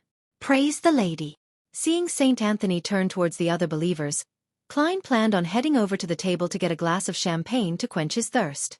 At this moment, he saw a gentleman approach him. This man had somewhat loose skin with an obvious potbelly. However, it could be seen that he was rather handsome in his youth. Even now, his blue eyes that had a smile on them and his beautiful mustache made him appear good-looking. Klein had previously learned from Mock's introduction, and knew he was the House of Lords Member of Parliament and powerful banker, Earl Hall. Of course, to him, the most important identity of this noble was that he was Miss Justice's father. And Audrey happened to be by his side. She was observing Dwayne Dantes with her bright eyes, awaiting her conversation with the gentleman later. This made Klein immediately feel a little uncomfortable. I need to present the persona that matches Dwayne Dantes. A person of ordinary birth who's working hard to get himself into high society. At this moment, he's bound to be a little nervous and restrained. Likewise, a gentleman who loves beautiful women will feel the same feelings when faced with the most stunning gem in Backlund's eyes. But he will also unknowingly showcase his own breadth of knowledge and show his charms to express his desire. Yes, an experienced tycoon who survived the chaos must be someone who has pride and confidence hidden in him. No matter what he faces, he will try his best to appear calm, respectful but not sycophantic. Klein's thoughts raced as he smiled and politely said to the approaching Earl Hall, "Honorable Earl, I happen to see the check you donated. Your kindness and generosity truly impresses me. Yet, you've never flaunted that or informed others how much you've donated." Earl Hall chuckled. "No, compared to you, the price I pay is far inferior to what you made." Between the lines, he meant that £15,000 might be a tenth of Dwayne Dantes' overall wealth or even a fifth, but £10,000 to him was just a thousandth or even lesser. Clearly, the former paid a greater price, and his willingness to do was even more pure. From my point of view, as long as the poor who yearn to use knowledge to change their fates can be helped, all donations are kind and sufficiently benevolent. From this angle, the only difference between £10,000 and £15,000 is just £5,000. Klein tried hard to express his sincerity as he deliberately glanced at the listening blonde girl without leaving a trace. He knew that an ordinary without a trace was obvious in the eyes of a spectator. Audrey wore a faint smile as she silently listened to her father's and Dwayne Dantes' conversation, as though she hadn't noticed the gentleman peek at her. This made Klein lack confidence from his failure at receiving any feedback in his performance. Earl Hall laughed and said, "Then we shall agree to disagree. This isn't anything bad. At the very least, we are praising one another. I can tell that you once had a difficult period and had once led the life of the poor." Klein nodded and said, "I do not avoid such a past. They are my valuable riches." "And this is something me and my friends lack," Earl Hall commented with a smile. "And it's because of this that you possess a unique and wise point of view. I hope there will be opportunities in the future to work with you." "That is also something I look forward to," Klein replied with a suitable level of sincerity. Earl Hall pointed to the side and said, "A couple of friends are waiting for me. I hope that your charitable ways and wealth keep increasing." Klein didn't drag on the conversation as he drew the crimson moon on his chest. "Praise the lady. Praise the lady." Earl Hall and Audrey tapped their chests in a clockwise fashion in unison. Watching them walk past him and in another direction, Klein secretly heaved a sigh of relief. Suddenly, he tensed up as he naturally looked around the hall and noticed the shadow at the door. Silently sitting there was the golden retriever. On the carriage back to Empress Borough, Earl Hall, who looked like he was resting with his eyes closed, looked at his daughter and said, "Audrey, didn't you mention that you wish to join one of the church's charitable organizations? Are you interested in joining this bursary foundation?" Audrey had already sensed that her father might have such thoughts back in the cathedral, so she expressed the appropriate level of surprise and confusion. "It's only a small charity foundation." Audrey's brother, Hibbert Hall, argued for his sister. Earl Hall shook his head and laughed. "I've asked a few bishops. The total amount of donations tonight has already reached £100,000. Why do you think there's so much?" Hibbert frowned slightly as he said in thought, "They were bribed?" At the same time, Audrey gave her own point of view. "Knowledge and the relaxing of the electoral qualifications?" Earl Hall nodded and sighed. "Nothing is an essential existence, including humans themselves as well as the nobility." He then looked at Audrey and said with a smile, "There's no need to force yourself. I can get others to join the Bursary Foundation. I just wish that you will gain more knowledge because of this and now view certain matters as definite and immutable." Heh, even if you miss this, there will be other charity organizations." "Father, I'll consider it," Audrey replied seriously. After hearing Dwayne Dantes' recount of the stories of the poor, she had already decided on joining to gather more donations, to contact the government, and organize events to contribute her efforts to the cause. She was hesitant because she felt that the middle-aged man was a little problematic. After returning home, Audrey immediately brought Susie to her room and closed the door. "What's your take on that Mr. Dwayne Dantes?" Audrey asked directly. The golden retriever sat opposite her and thought. "He seems to know you or something on you. Also, a lot of the time he's acting and leaving a certain degree of clues. He seemed to be guarded against me. He's extremely sharp. Yes, I noticed it too. He might be a beyonder. He acted very well, but it's still an act. However, this is also very ordinary. At a social event, and faced with different people, we would all play different roles and engage in a corresponding act," Audrey said in thought. "The biggest problem stems from his shock when he saw me. He was almost horrified. Also, he was embroiled in 2 cases, one after another, especially with that case regarding Baron Sindras. It seems to have some beyonder elements involved in it, with signs of someone being cued to do so." Susie gaped her mouth, unable to give a definitive explanation. All she could do was woof. Audrey began another train of thought. "I'll get someone to investigate Dwayne Dantes, and after confirming that there aren't any major problems, I'll join the Bursary Foundation. All right, it's almost Monday. I can request Furs and Mr. Moon. They're both in Backlund. Monday afternoon at 3. Dark red beams shot up in the Grand Palace, materializing into blurry figures. Audrey quickly surveyed the area and looked to the seat of honor at the bronze, long table and bowed with a smile. "Good afternoon, Mr. Fool." Chapter 866. Home. Upon hearing Miss Justice's greeting, the Fool Klein suddenly had a strong wistful feeling. After knowing her identity, status, looks and situation, he had a deeper understanding as to why Audrey's tone had a happy and radiant air. He understood where they essentially came from, but he didn't end up envious or jealous because of that. Nor did he believe that she lacked the toughness that was brought about by misery. Instead, he felt that in this world that had chaos, warped, and madness underlying it, having such a lady exist was really nice. A smile surfaced on his face as he gently nodded as an acknowledgement of Miss Justice's greeting.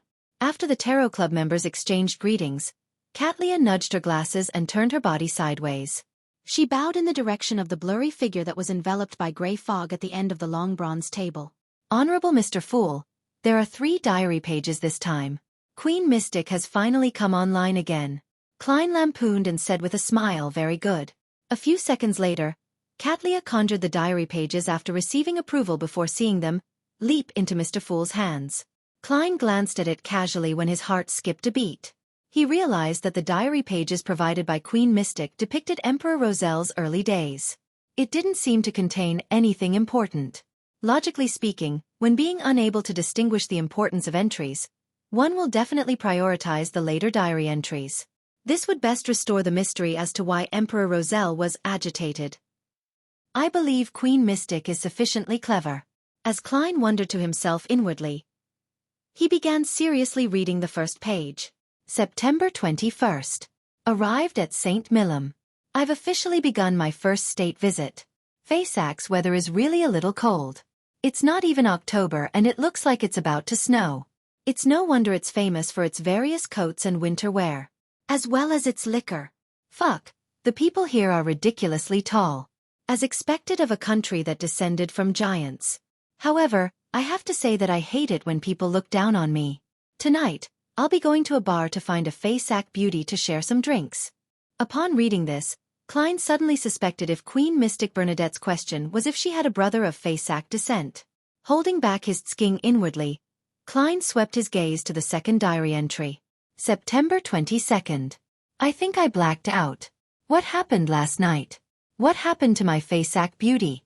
I actually lost out to her in drinking. The embassy staff told me that the women here are often better at drinking than men. I should show some temperance when I head to bars in the future. I sure don't want some ugly middle-aged woman to do unspeakable things to me when I black out. The alcohol here sure is strong. My headache has lasted an entire day. Thankfully, my stomach doesn't hurt. I should sleep early. I'll be visiting the Great Twilight Hall tomorrow. September 23rd. The Great Twilight Hall is indeed grand. It's like a myth materializing into reality. That building seems to be completely prepared for giants. Since I don't share their faith, I could only circle the perimeter. The square at the bottom of the Great Twilight Hall is also filled with the fragrance of alcohol. There were plenty of people there, some kneeling, some sitting, others playing musical instruments. They exude a rather relaxed and open feeling. I got to know a Faysatian who blows a bone flute. Compared to his kinsman, he's ridiculously tall. He's roughly 3 meters tall. His name is Honegger, and he claims to be from one of the clans in Faysac that have the purest giant bloodline. The way he plays the bone flute looks very sorrowful, as though he doesn't belong here but has no idea where to go to. Compared to the skirt chasers at Intis, he's a lot more like a poet. Now that I mention it, I really can't help but give some criticism. Those guys seem to wear any sexual diseases as a badge of honor. It just messes up the entire social market. I had a chat with Honegger for a while and raised my question from before. He said that he's only homesick. But the problem lies in the fact that he's a true blue native from St. Millom.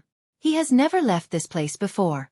Honegger didn't immediately reply to me as he played the bone flute for a few more minutes.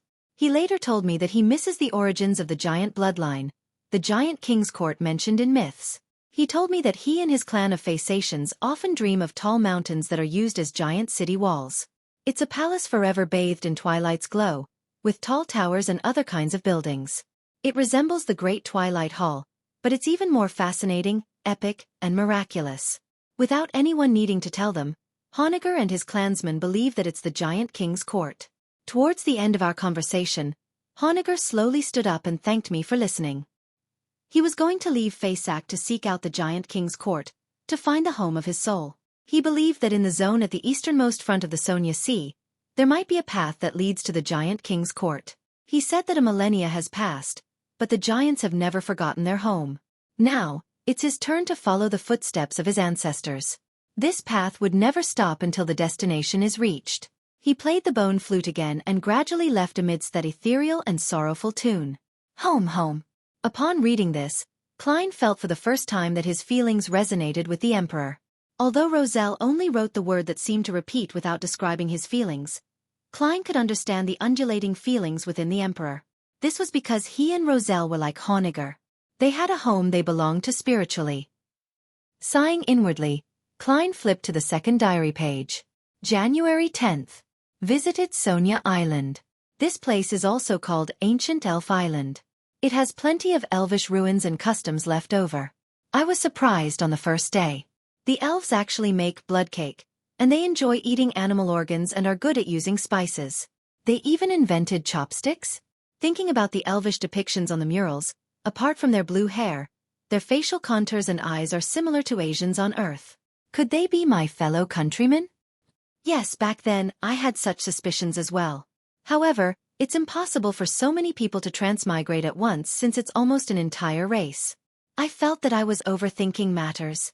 But it doesn't make sense that the customs and cutlery that appears on Earth won't appear here.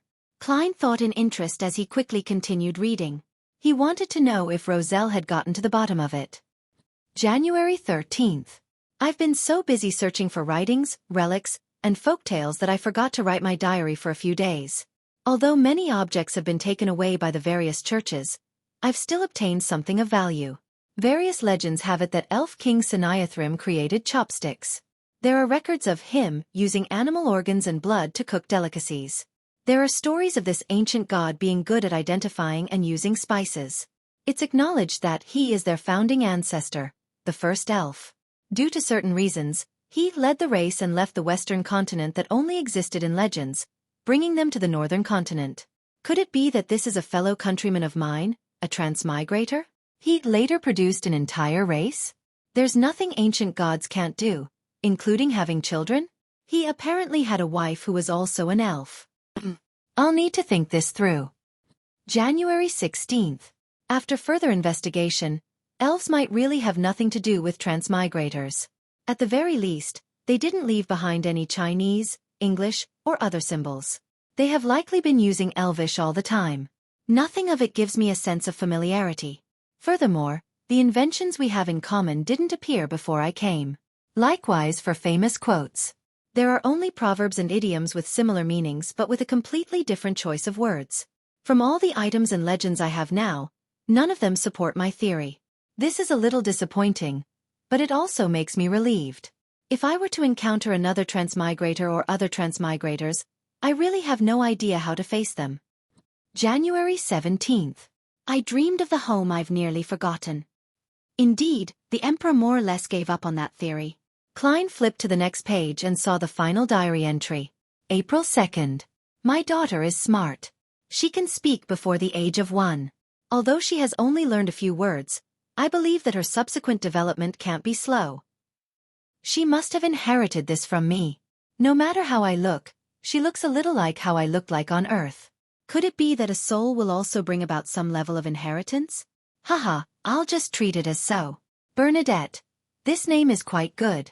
It sounds beautiful, but deep in my heart, I keep having the urge to give her a Chinese nickname. Sigh, she won't get to see her real grandmother and grandfather. April 3rd. I suffered from insomnia last night because of the wistful thoughts I suddenly had yesterday. Thankfully, I know cogitation. However, this also made me consider a problem. That is whether I should secretly teach Bernadette Chinese. No, I can't. If she were to understand the diary entries her father had previously written, I'd rather kill myself. In my daughter's heart, her father is filled with honor. However, using Chinese to write my diary is my final tether to Earth and my past. My daughter should inherit this tether to a certain extent. April 6th. After a few days of consideration, I've decided to teach Bernadette 2 Chinese characters as though they are special symbols. I'll tell her that this is a protective incantation that her father is giving her and that she is to remember it forever. She doesn't need to know the corresponding meaning. All she needs to do is to remember it. The word in Chinese is home. Home. Klein repeated this word again as he felt his eyes redden a little. He finally understood why Queen Mystic had chosen these 3 diary pages. This was because it was the protective symbol her father had left her. Home. At this moment, Klein seemed to see a river of emotions. Its surface was flowing silently, but there were infinite eddies flowing underneath, churning without end. Klein retracted his gaze and made the diary pages disappear. Looking up at Katlia, he asked, "What's your question?"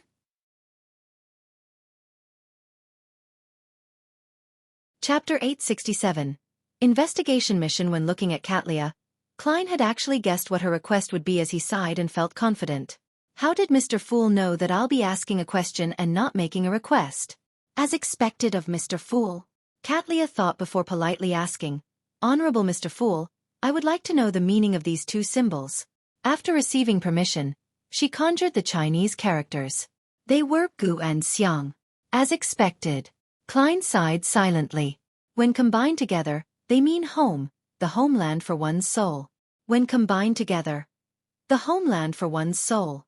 Katlia placed the emphasis on the second sentence because she knew very well where home was for Queen Mystic, nor did she believe that it was anything special. Audrey, Alger, and the other Tarot Club members took the opportunity to learn the new Roselle text and tried hard to memorize the symbols and their combined meaning. Except Derek. Klein didn't speak further as he leaned back into his chair.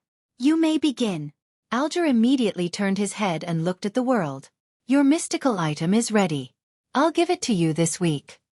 He was referring to the mystical item made from an ocean songster's Beyonder characteristic. The artisan had first rushed to finish Miss Justice's glove. As for the world's request, it had been delayed until this week. With Mr. Azek not replying yet, and with me unable to restore the seal on creeping hunger, this mystical item's arrival is timely.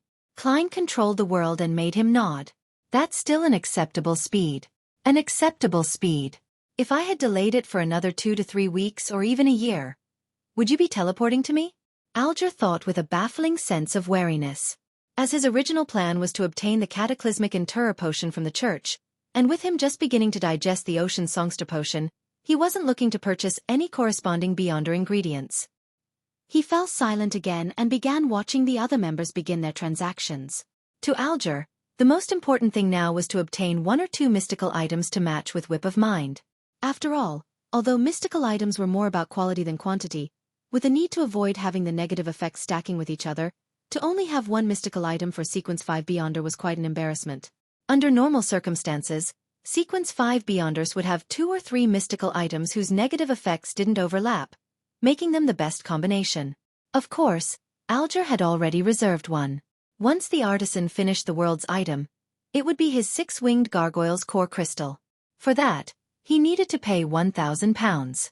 Together with the fee he needed to pay for the world, the little amount of money he had was reduced by £2,000, leaving him with £1,800.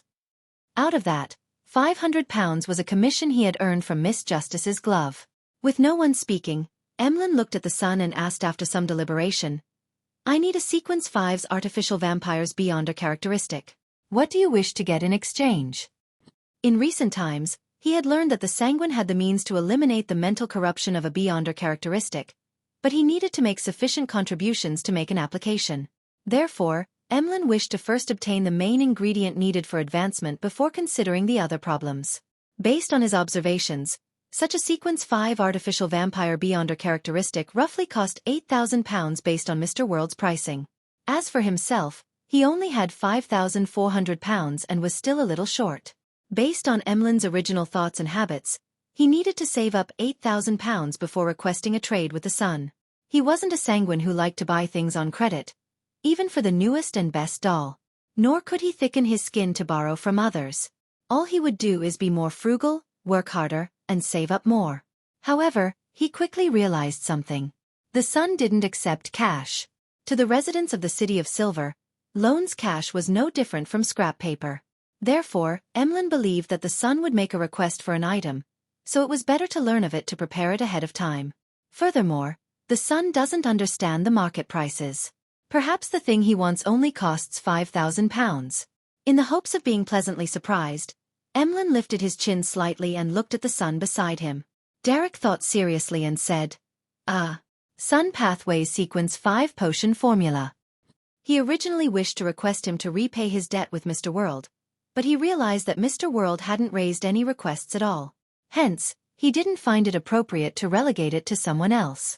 In addition, having participated in so many tarot gatherings, Derek was no longer the newcomer who knew nothing.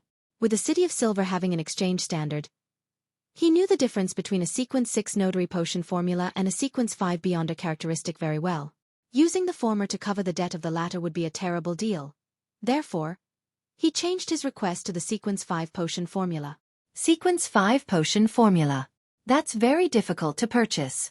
It will cost between 4,500 to 7,000 pounds. It will mainly depend on how urgent both parties are. Also, there's a cost to verifying its authenticity too. Emlyn was just about to answer when he heard Mr. World's hoarse voice sound. I have it. Instantly, the palace that looked like a giant's residence fell silent. All the Tarot Club members appeared a little wooden. Is Sequence 5 that common? Emlyn felt down when he realized that he still wasn't at Sequence 5 yet. After calming down he asked, how much will it cost? Considering Emlyn White's financial situation, Klein made the world chortle deeply. 5,000 pounds. Priest of Light Potion Formula. 5,000 pounds? Emlyn was first taken aback before he said without hesitation, deal. It was like he was facing a discount for a doll he had been longing for. All right. The world nodded as though it wasn't a major transaction. Then, he saw Miss Justice look around and hear her say, I'd like to commission an investigation mission. Investigation mission. The fool Klein's heart skipped a beat as the world's expression turned somewhat sluggish. What is it? Furs asked proactively. Her impression of Miss Justice's commissions was that they were relatively simple while paying handsomely. She definitely needed to take it. Audrey organized her words and said, there have been 2 matters that happened in Backlund recently. One is Baron Sindra's. He was suspected to have been framed. The other is Member of Parliament mocked being assaulted because of the environmental measures.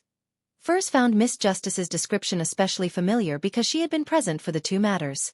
She had witnessed them and was involved in them. She unknowingly straightened her back, waiting for Miss Justice to continue.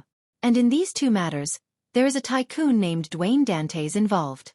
He came to Backlund 2 months ago, and he had donated more than 10,000 pounds of shares to the Church of Evernight in an attempt to establish a bursary foundation that targets the poor. Audrey described using a tone as though she had never directly interacted with him and was simply suspecting something about him from the data and rumors she had received. I wish to hire someone to investigate the actual situation with that gentleman. I know this too well. He's rather rich and he looks pretty good. He handles matters with experience and in a mature manner. He's someone with kidney or bladder problems. Furs nearly raised her hand to shout out her thoughts. If Miss Justice wasn't pleased with that, she had even more information, such as Dwayne Dantes was in a rather pitiful state. His butler studied black magic, his servant worshipped death, and one of his neighbors was a beyonder. There was a secret to his street and that he had donated the shares to extricate himself from trouble. In short, he perfectly fits the image of a foreigner who is being bullied. I nearly recommended him a medicine that treats kidney and bladder problems. After all, Mr. Moon is skilled in such matters. I can still earn a commission through this. Yes, there's no rush. Let's hear what Miss Justice has to offer. Furs curbed her heart, which was awash with excitement as she patiently looked at the girl beside her. However, her body language and emotional upheavals had betrayed her in front of a spectator. Audrey was rather surprised and puzzled by this. She never expected Furs to know Dwayne Dantes and seemed to know quite a lot about him. This made her have a new guess as to why Dwayne Dantes was shocked when he saw her. She suspected if Furs had once said or shown something to the man. Meanwhile, Emlyn was a blank. He knew nothing about what Miss Justice had mentioned. All he could do was confirm that these happened in Backlund. As for the fool Klein, who was leaning back in his chair, leisurely looking at the members, he nearly twitched the corners of his mouth. Miss Justice's commissioning of others to investigate Dwayne Dantes had exceeded his expectations. This was because they had only met once at the charity party. They didn't seem to have any deeper interactions, so there was no need for any further investigations. Could it be that I exposed something about myself that garnered Miss Justice's interest? Or could it be that by donating 10,000 pounds, it shows how much importance Earl Hall places on this? Hence, Miss Justice decided to secretly carry out investigations because she's worried for her father? Klein's mind raced as he hurriedly thought of a solution. At this moment, Audrey deliberated for a moment and looked at Miss Magician and said, an initial investigation for 500 pounds. If you encounter danger, causing the difficulty to rise, I'll compensate you with more. No problem. Furs hurriedly organized her words inwardly. Just as she was about to say something, she saw the World Gairman Sparrow raise his hand. He had raised his hand.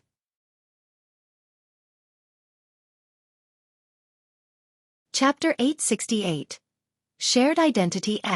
Furs was taken aback, suspecting that she had seen wrong. Following that, she couldn't help but have thoughts surface in her mind. Mr. World wishes to take this mission? That's right. He's in Backlund. But this is an investigation, not a murder. Dwayne Dantes is already pitiful enough. Leave Dwayne alone. Eliminating the investigation target implies completing the investigation? Because there will be no need to make another investigation. What do I do? Do I still take the mission? It's a full £500. I just need to recount what I previously discovered to receive £200. But the competitor is Mr. World. Perhaps we can cooperate and not compete? Why would Mr. World be interested in this mission? His focus is actually on the framing of Baron Syndra's or the assault on Member of Parliament mocked. Furs finally grasped the problem at its core. As for Alger and Catlia, they had already cast their gaze at the world. To them, be it the framing of Baron Syndra's, the assault on Member of Parliament mocked, or Dwayne Dantes' donation of more than £10,000, they weren't something that needed special notice. However, to have Mr. Fool's Blessed choose to accept the investigation mission meant that the problem was bound to be extremely complicated. It made them feel that there were important secrets underlying the matter. Emlyn didn't think too much about it, but he had also sensed that the seemingly ordinary investigation mission wasn't that simple. His plans on earning some pocket money to make up for the £5,000 that he had just lost were overturned as he suddenly didn't want to say a word. Dwayne Dantes is really something. There must be a big problem with him that makes Mr. World choose to investigate him? Or are those two cases more important and more critical than I imagined? Audrey's mind stirred as she turned her eyes, and she used the advantage of her seating position to take in all the reactions of the Tarot Club members. Among them, Derek was the only exception. To him, wasn't it normal for the Tarot Club to help each other? If someone gave a mission and one was capable of completing it, wasn't it normal to take it? Audrey moved her gaze to the world and asked with hidden anticipation, Mr. World, you wish to receive this mission? After returning to Backlund, she had gathered up the news at sea over the past few months, roughly confirming that Mr. World was the crazy adventurer, Gehrman Sparrow. While she was deeply impressed by this seemingly polite but dangerous gentleman who had accomplished many great deeds, she felt that her feelings to adventure out at sea had waned. Klein had already thought of a response. He had controlled the world to lower his hand and wait for Miss Justice to ask. At this moment, he made Gehrman Sparrow's expression turn solemn and reply with a deep voice. Dwayne Dantes is an identity. After a period of brief but repeated considerations, Klein decided to expose some information. He made Dwayne Dantes be one of his public facades as a blessed. He believed if he chose to conceal the matter, there was a chance of being exposed in the future. This was because Dwayne Dantes was about to enter Backlund's high society. He could find clues to the great smog of Backlund or other cases. This way, he might very well need Miss Justice to provide him with assistance. When that happens, the spectator would probably sense something and discover that the world was previously hiding something and that Mr. Fool had never mentioned it. This would lower her sense of belonging and make her even begin suspecting even more matters, causing her faith in the Fool to be borderline dangerous. With two members not knowing each other, or knowing of the other's existence, to tacitly work together to complete a specified mission together to accomplish a complete goal sounded perfect, but in reality, its success was very difficult. Even more so, there was no way he could fool her. Therefore, most of the time, honesty was more effective and less worrisome than lying. As for why he didn't directly say that Dantes was Gehrman Sparrow, it was because Klein didn't wish to leave the Tarot Club members the impression as to why it was the same person again. He didn't want them to have the impression that he was the only blessed of Mr. Fool that appeared. Dwayne Dantes is only an identity? Audrey sharply read between the lines and had a theory. Then, she heard the world simply say, a common identity that me and my companions share. I will occasionally disguise myself as him. Upon saying that, he emotionlessly swept his gaze across the magician. A common identity. Occasionally disguise as him. That very pitiful Dwayne Dantes is Mr. World? That tycoon with kidney or bladder problems is Mr. Gehrman Sparrow. Furs felt as though she was struck by lightning as she froze up. Her brain turned numb as she felt struck with fear, subconsciously feeling that Zio's unintentional comment made a lot of sense. When a butler, valet, neighbor, and surroundings had problems, the person that seemed ordinary definitely wouldn't be ordinary. No, it's not the street where Dwayne Dantes stays at, or that he happened to hire a butler with a secret. It's because of that secret that he was selected by Dwayne Dantes, selected by Gehrman Sparrow. The pitiful one isn't Dwayne Dantes but the Beyonders and Beyonder items around him. I was wrong. I shouldn't have gotten Zio to ask the goddess to bless him. It's more of a curse for Mr. World. Furs suddenly trembled, thankful that she hadn't left a comment in her note that Dwayne Dantes should check on his kidneys or bladder. Otherwise, she suspected that she wouldn't be able to participate in the next tarot gathering. Or perhaps, she would appear in the form of a Beyonder characteristic, sold to the other members by the world. Logically speaking, Mr. World shouldn't know that I'm the magician, but I was carrying Layman's travels with me. He had used the spellbook before and had added demigod-level Beyonder powers to it. He had definitely observed me in secret, remembering my appearance and evaluating my value. The fear in Furs was surging like a tumultuous sea as her expression was filled with misery. At this moment, she saw Mr. World sweep his cold glance at her, her feelings of regret instantly becoming that of extreme regret.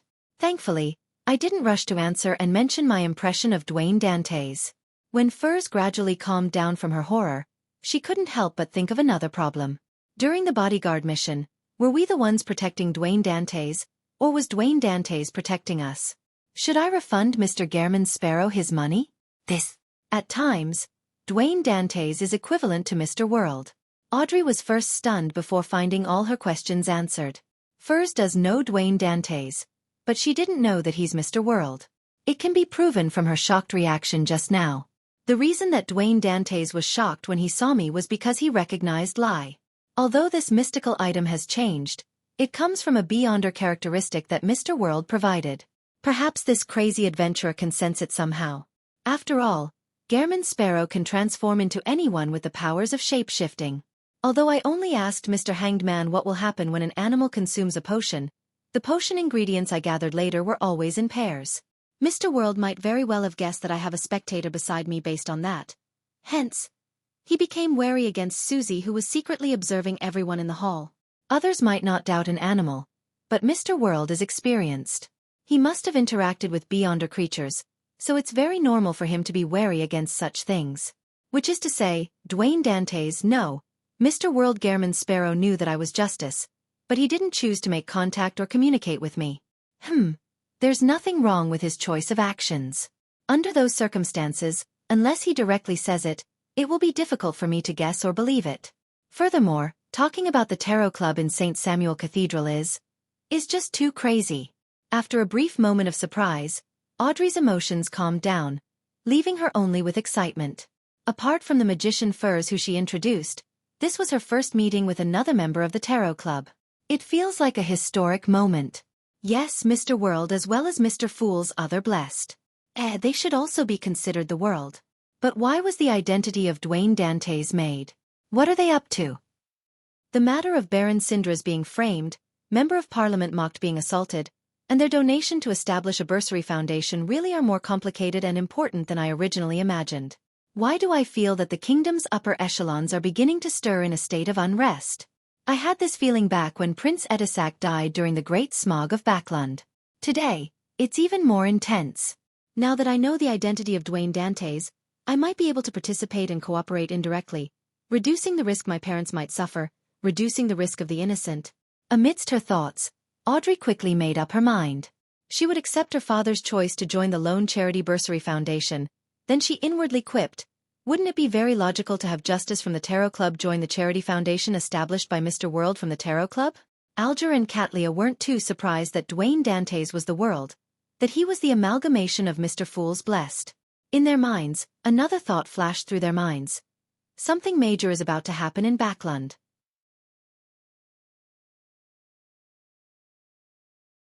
Chapter 869. Report him. Is something brewing in Backlund again? An extension of the Great Smog of Backlund? As Alger and Catlia wondered about the framing of Baron Syndra's and the assault on Member of Parliament mocked, they planned on using their own respective channels to obtain more detailed information to see if they could discover anything abnormal. They weren't in a rush. They had no intention to directly ask the world what his motives or exact plans were. They felt that he wouldn't answer in detail. At best, he would just make a comment. Therefore, they planned to gather more information first to do some preliminary investigations. They would then decide on their subsequent course of action depending on the exact situation. At the same time, they suddenly realized that the public announcement of the identity of Dwayne Dantes seemed to be a boon for them. As long as they paid attention to news of the tycoon, they could roughly grasp the actions of Mr. Fool's Blessed, and from there, they could provide tacit cooperation or help. And since this was just a fake identity, it could be disposed of the moment any problems were exposed. Similarly, they could be a witness for this identity, making Dwayne Dantes appear more realistic. The simplest example was that if this tycoon had a background at sea, Katlia could provide her crew, friends, and partners the relevant information, making them believe that such a man existed.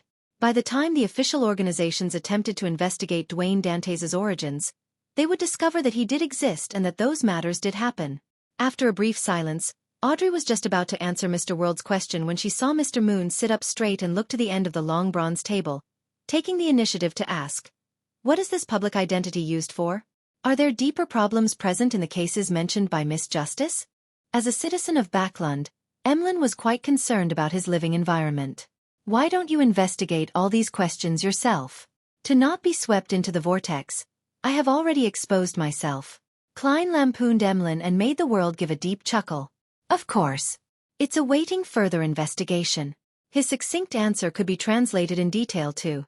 "The two cases definitely have deeper problems, but that's a secret. I don't plan on telling you. Likewise, don't ask about the purpose of the identity of Dwayne Dantes." Although Emlyn was quite bad at reading people, he could still understand what the world was getting at. He chuckled dryly and leaned back, pretending as though he was very pleased with the answer.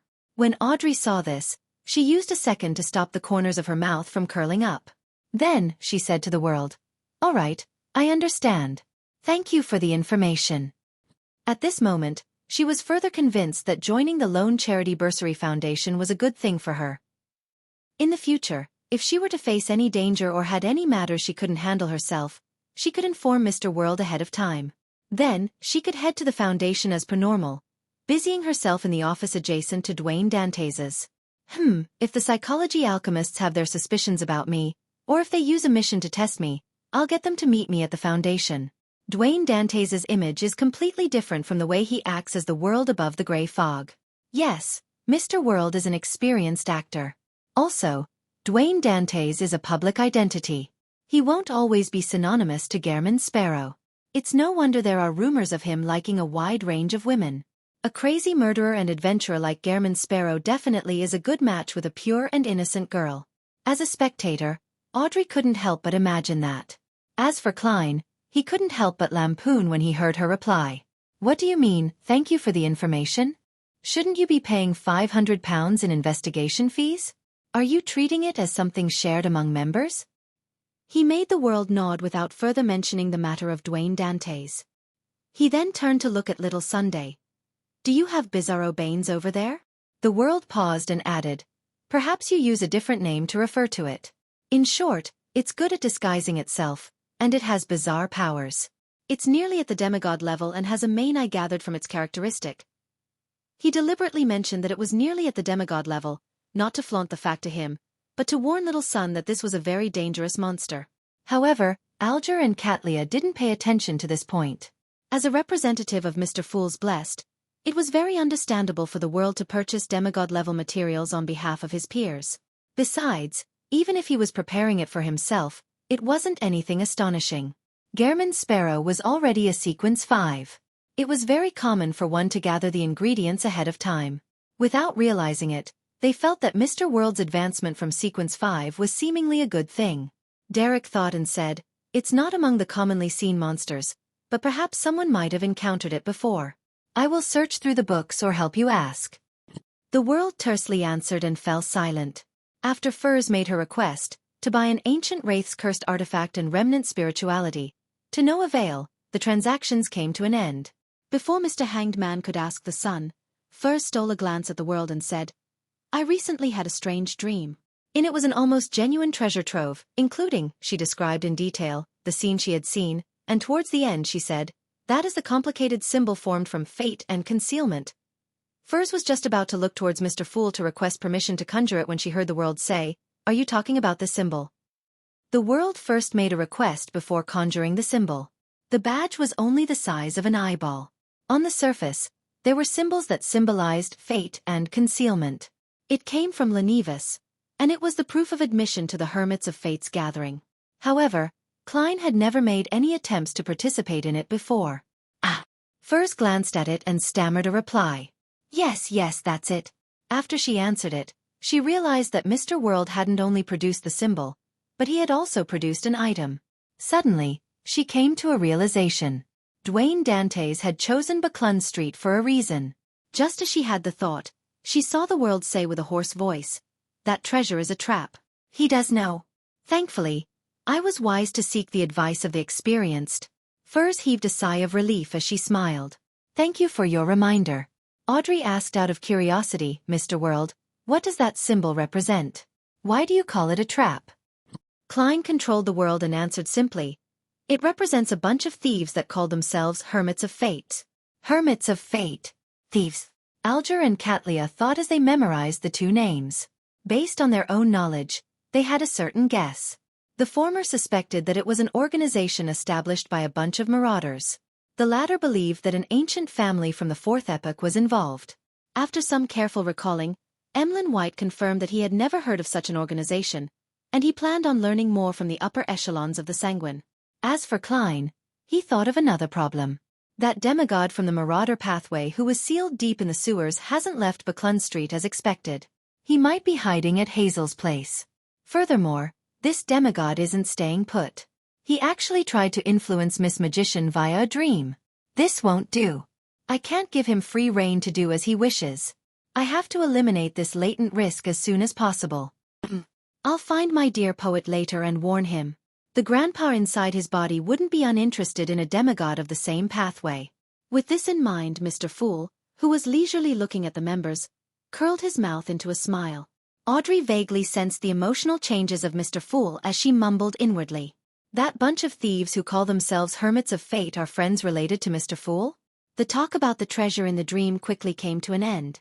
Katlia thought of something and said to the World, "I'll give you the intelligence you want this week." At this moment, she was a little curious as to why he needed information on West Balam. However, she wasn't the sun or the moon who would ask the moment they didn't know something. She was more accustomed to do a search for clues first. "All right." The World nodded. Klein sighed inwardly. With this secret organization, many things were indeed much simpler. Seeing that he had nothing else to say, Alger turned to look at the sun. "Have you figured out the matter regarding your former chief's mausoleum?" Derek said, somewhat ashamed. "I just made 2 friends. As a Beyonder from the Sun pathway, he won less than 1 in 10 matches when in combat at the training field. After suffering plenty of beatings, he finally established a relationship with his former acquaintances. However, the ones he could call friends only numbered 2. Without waiting for the hanged man to answer him, he hurriedly added, "However, I heard that the 6-member council wishes to open the mausoleum. Regardless, they wish to retrieve the characteristic at the very least." In the City of Silver, no one felt that such an operation was problematic. To them, being wasteful was a sin. Alger nodded gently as he changed his admonishing words he was about to say. "Not bad. They don't necessarily have to be friends in order to provide you with help. When you establish a bigger network, you will naturally obtain more intel."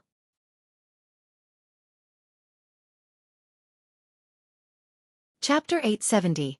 A question that strikes the heart upon gaining recognition. Derek was taken aback for 2 seconds. His shame lessened as he said, somewhat embarrassed, "I will take further steps to understand this matter. I will work hard to make 2 sources of information, a friend before the next tarot gathering." Derek quickly made a target for himself.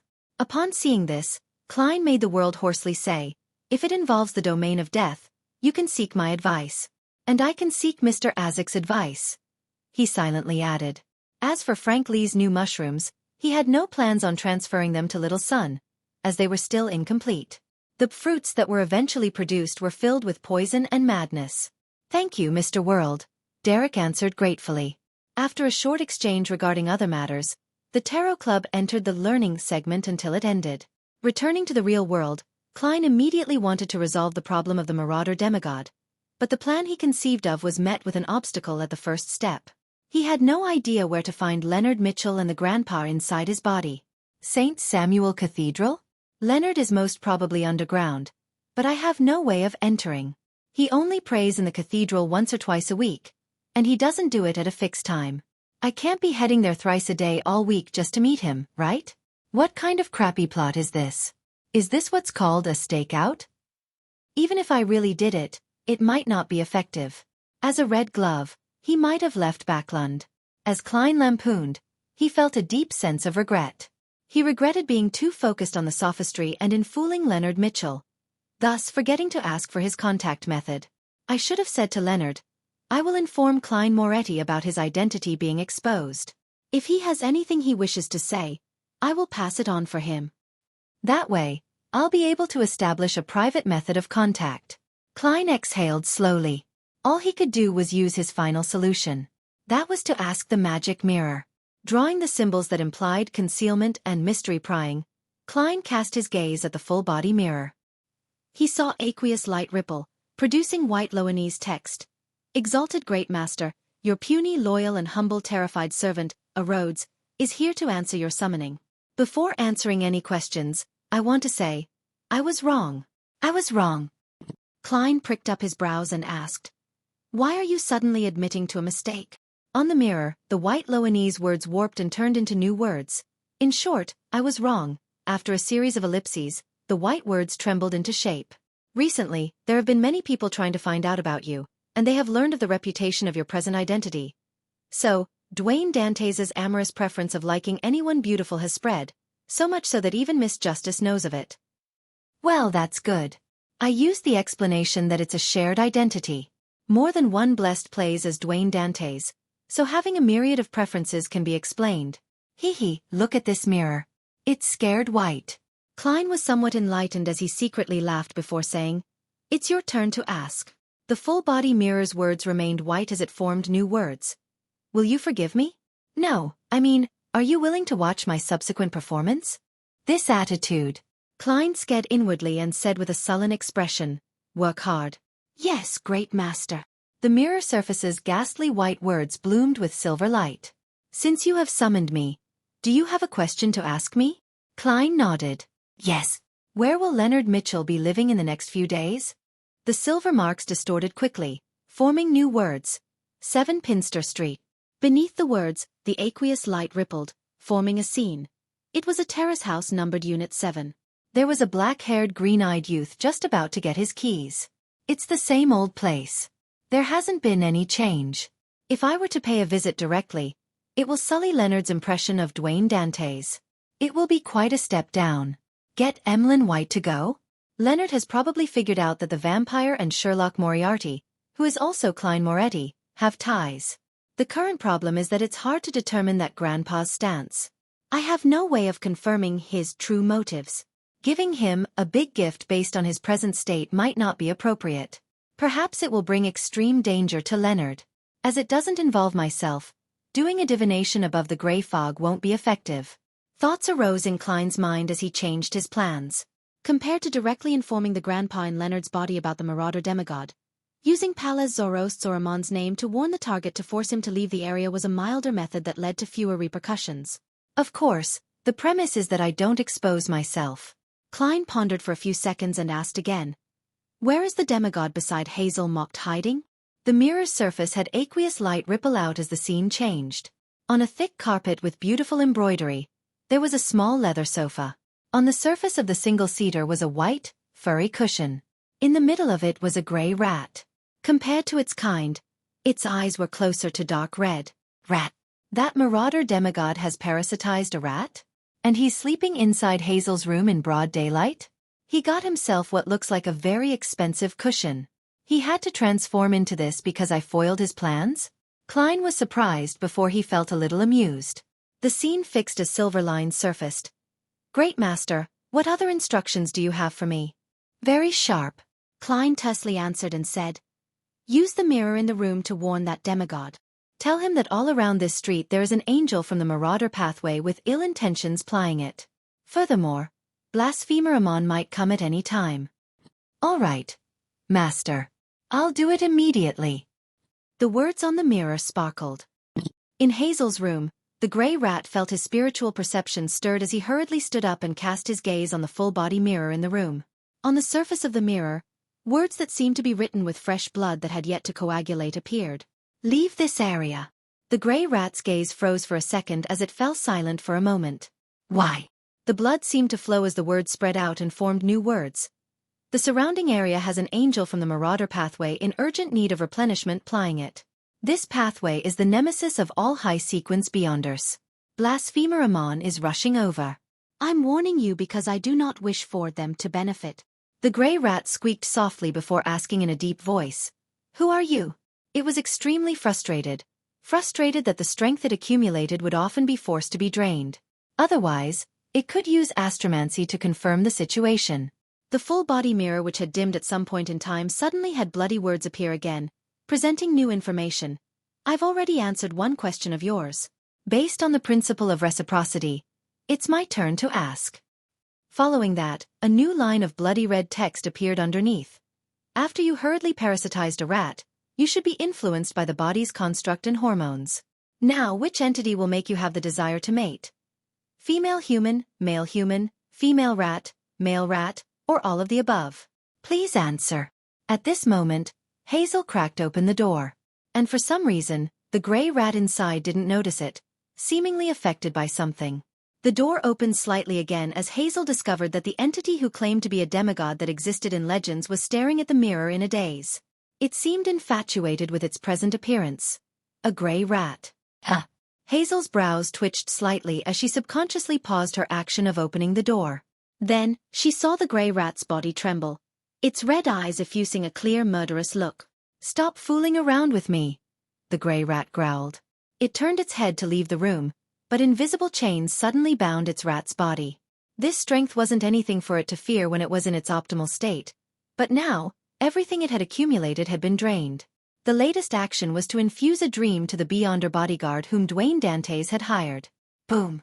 A thick, silver bolt of lightning descended down from the sky, smiting the grey rat. The scene before Hazel's eyes turned blinding white as she couldn't see anything. Immediately, her vision recovered as she found the grey rat on the ground, charred black. Its limbs were twitching.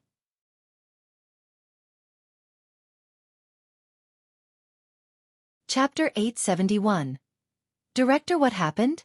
The sudden change made the inexperienced Hazel momentarily lost as to how to react. She stood there in dazed silence for a few seconds before pushing open the door and rushing in. When she arrived beside the charred rat, the existence that claimed to be a demigod rolled in a fit, speaking with a calm tone. You forgot to close the door. Ah. Hazel first wore a blank look before realizing that she had failed to close the door like she usually did because of her eagerness to access the situation. Doing so prevented the maids from peeping in. With the rat appearing fine, Hazel pursed her lips and turned around, walking back to the door. During this process, she didn't forget to glance at the full-body mirror. She saw that everything in it looked normal without any problems. It clearly reflected everything in the room. There weren't any additional people or objects. As the door clicked shut, Hazel asked, "Teacher, what happened just now?" The charred rat looked at her sidewards as it cast its gaze beyond the window. In the world of mysticism, anything that involves supernatural power is filled with danger. You can't be too careless. I had tried to use the mirror to do a divination, but I ended up garnering the attention of an unknown existence. After an intense struggle, I finally resolved the problem and prevented the danger from spreading across the street. The rat spoke fluently without any stammering or hesitation, as though being struck by lightning was something trivial. Is that so? Why didn't you warn me of such matters in the past? Hazel couldn't help but frown, as she could smell the mixed smell of charred fur and disintegrated fat. Without waiting for her reply, the rat turned to face the balcony and said to her with its back towards her, "My physical condition has deteriorated as a result. I'm no longer suited to staying here, or else I might be discovered by the Church of Evernight. Yes, find an opportunity to send me to your manor in the countryside." Looking at the rat's charred fur, and smelling the fragrance of roasted meat, Hazel fell silent for a few seconds. Suppressing her doubt, she nodded and said, "All right." 160 Buckland Street. Sitting in the reclining chair, Klein saw the full-body mirror ripple with aqueous light again as silver light arose. The silver words formed into a sentence. "Great Master, your puny servant, a Rhodes, has followed your instructions to warn that demigod from the Marauder pathway. I have also given her a tiny punishment." Her. Just as Klein was ruminating over the pronoun a Rhodes had used, light from the mirror's surface turned clear as it presented a scene. A silver bolt of lightning smote down, causing the gray rat to collapse while convulsing. This is way too weak. Klein suddenly understood why this demigod's condition was weaker than he expected. Are you satisfied with the way I handled it? The silver lines quickly warped into a question. Not bad. Klein nodded. Considering the demigod's condition, he paused for a second and probingly asked, "Why didn't you directly kill her?" A Rhodes's mirror outlined silver words. If one can't be certain in killing a demigod target, it's best not to force them into a corner. Once they aren't repressed, they will completely let themselves go. That would result in them mutating into an incomplete and irrational mythical creature. Most of the time, to have a problematic condition and to having trouble fully expressing their powers is because they are resisting their inclination of losing control. I am not here in my actual form, so all I can do is deal a small punishment. When the final line appeared, the full-body mirror's aqueous light shimmered. Klein suddenly had the feeling that a creature was looking at him with widened, watery eyes. He didn't respond towards that and instead nodded. That's it for today. I'll summon you again if there's anything else. All right, master. The mirror immediately produced a hand-waving emoticon. After cleaning up the room, Klein finished his afternoon nap and left the master bedroom. Before long, the white-gloved Walter came to the third floor and entered the half-opened room with the balcony. He said to his employer, "Sir, the church has sent a letter. They've invited you to be a director in the board of directors for the Lone Charity Bursary Foundation. You can choose to directly take up a post there to receive a sizable salary. Or you can choose to take on a symbolic role. You will only participate in the discussion and vote when handling major matters. The church sure is efficient. It has already set up the framework." Klein thought and felt that since he had already donated more than £10,000, there was no need for him to claim a salary. It was better to not expect anything in return as he deliberated. I'll take on a symbolic role. However, I wish to participate in some of the actual operations of the foundation in the future. I wish to contribute further to spread aid to help more people. I will inform the church of your thoughts, Walter seriously replied. If you have nothing else, it's best you head over on Wednesday morning to witness the official establishment of the foundation. Dwayne raised his porcelain cup and drank a mouthful of black tea. Okay. On the Golden Dream, Danet sat in front of the deck, worriedly looking at the azure-blue sea that was churning with waves. After being urged once by Gehrman Sparrow, he felt that he couldn't delay any further.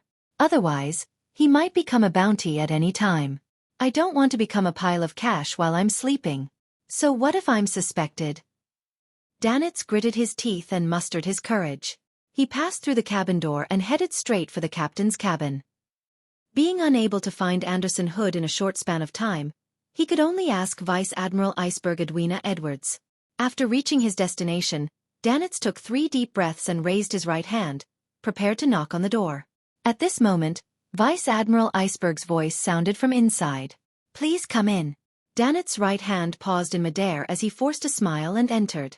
He saw that his captain was sitting behind a desk, holding a dark red fountain pen. He had no idea what she was writing. "Captain, I have something I'd like to consult you about." Danet came over and bent his back slightly as he said with a smile. Edwina put down her fountain pen and pulled at her sleeves that were laced with flowers. She glanced at Danet and said, "You wish to ask about West Balham?" Danet's expression froze. The captain already knows? It must be those bastards and dogs hit like Beryl and Iron Skin. They told Captain about it. I know that no secret can be kept on this ship. And it's even more so for Captain. After cursing inwardly, Danet forced a smile again.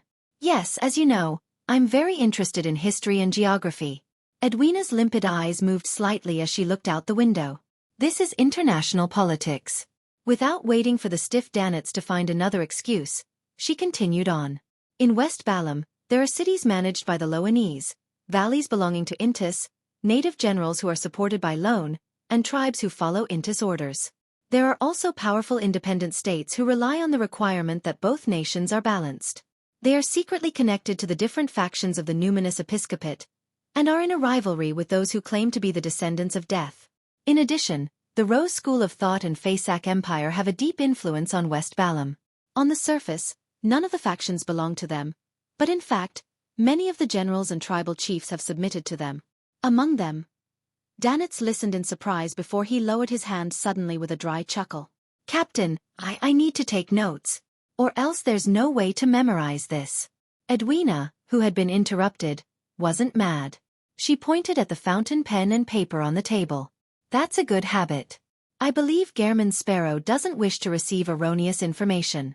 Ah! Danitz was stunned once again. West Balam sure is chaotic. It's difficult to even tell which backing faction that a medium-sized warlord belongs to, or who he's supported by. The Rose School of Thought has a very strong influence there? That means a sharp rise in risk for me. Klein had quickly scanned through Danitz's letter after receiving it from Miss Messenger Rionette Tynker. It made him believe that he shouldn't head to West Balam alone unless Mr. Azik accompanied him.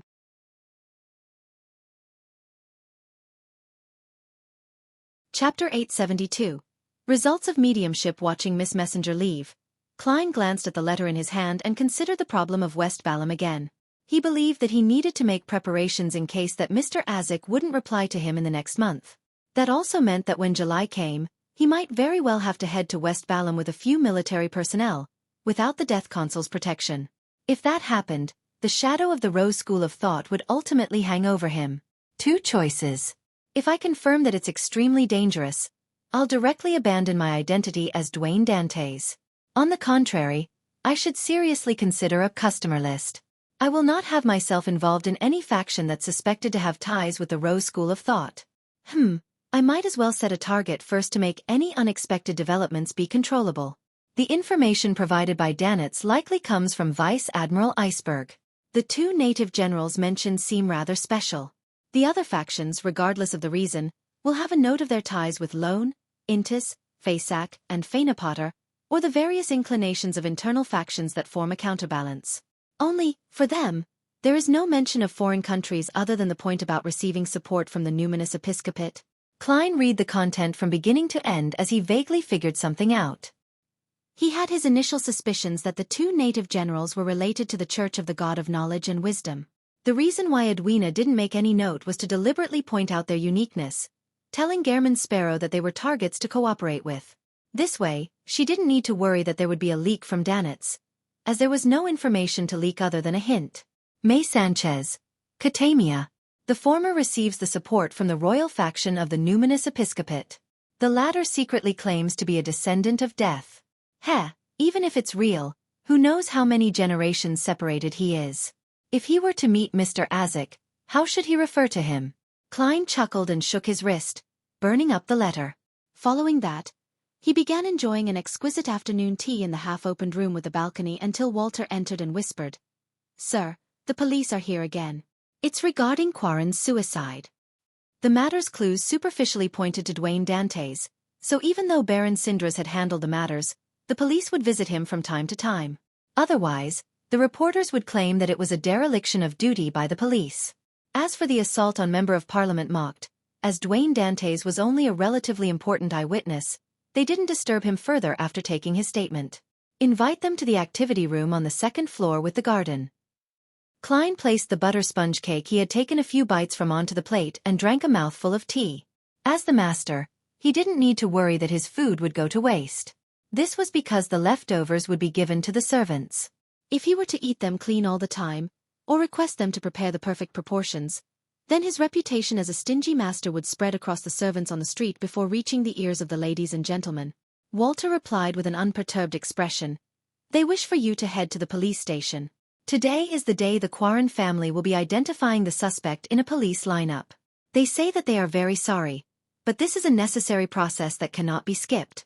Klein slowly got up as he said, "Understandable. Richardson, get me my coat, hat, and cane."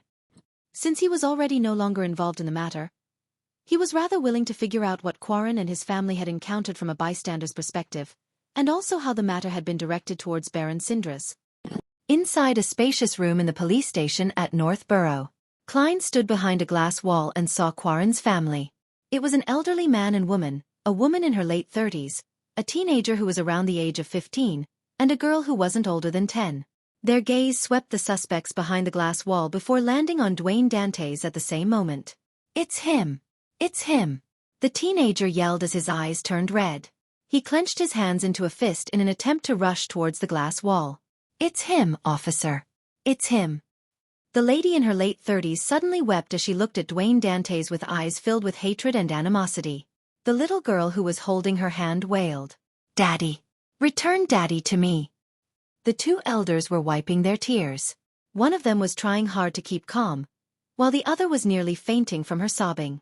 The sorrowful mood instantly spread out. However, Klein had never even met them before today. Implanted memories? He frowned slightly. As he sighed, he began wondering what the Quarren family had encountered. Meanwhile, in the mortuary beneath the station, Daily Simone held a pencil and began sketching as her body shook slightly. As she was here to help at the police station, with the possibility of her encountering reporters when entering or exiting, she didn't wear her usual spirit medium robes. She changed into a female black and white police uniform set. She had a blouse and skirt on with matching leather boots. At this moment, her palm was moving uncontrollably, and soon, there was a desk, oriel window, ink bottle, revolver, and other items appearing on the piece of paper. On the oriel window, there was a figure reflected there. This figure's hair was neatly combed back, a mix of silver and raven black. The wrinkled figure had a broad forehead and high cheekbones. He was none other than Baron Sindras. "Pa!" The pencil in Daly's hand dropped onto the piece of paper. She then looked up and said to Leonard, who offered to help, and the two police inspectors who were in charge of the liaison, in the second that Quarren committed suicide. He struggled deeply in his heart. That is to say that his suicide is a result of cueing and guidance. This isn't a simple psychological problem. It must have involved beyonder powers at a rather high level. And this contradictory struggle resulted in his emotions breaking down, suffering an explosion from his spirituality. Before his death, he would restore the truth to a certain degree. This is the scene that's fixed in his eyes. The high-ranking inspector beside her furrowed his brows. "Ma'am Simone, are you implying that the last person Quarren saw is the real murderer? Baron Sindras is actually the real murderer?" Leonard Mitchell immediately scoffed. "What you see might not be equivalent to the truth. You might not understand it if I call it an illusion, but if I'm a murderer, I can find a person that looks like Baron Sindras so as to make him appear inside the room before Quarren committed suicide." The two inspectors were very pleased with the explanation as they heaved a sigh of relief. "We've already arranged for Quarren's family to pay a visit. I'll have to trouble the two of you to obtain more clues that point towards the truth with non-intrusive means." "All right." Daly rubbed the corner of her eyes. "I'll use the washroom first." She hadn't put on her strange eyeshadow or blush. Apart from her skin appearing rather pale, she didn't have that uncanny look to her. Furthermore, she seemed younger, looking more like a woman in her 20s than 30s. Her eyes were bright, and she had beautiful facial features. Believing that they were in for plenty of work, Leonard Mitchell also left the mortuary and walked towards the washroom above them. Just as they finished climbing the staircase and turned a bend, they suddenly saw a gentleman with white sideburns appear on the other end of the corridor. He was walking out of the police station with his valet. This gentleman was mature and elegant, with eyes that were like a lake under the moon. He was none other than Dwayne Dantes. Daily Simone's mind went adrift for a moment as she turned her head in thought.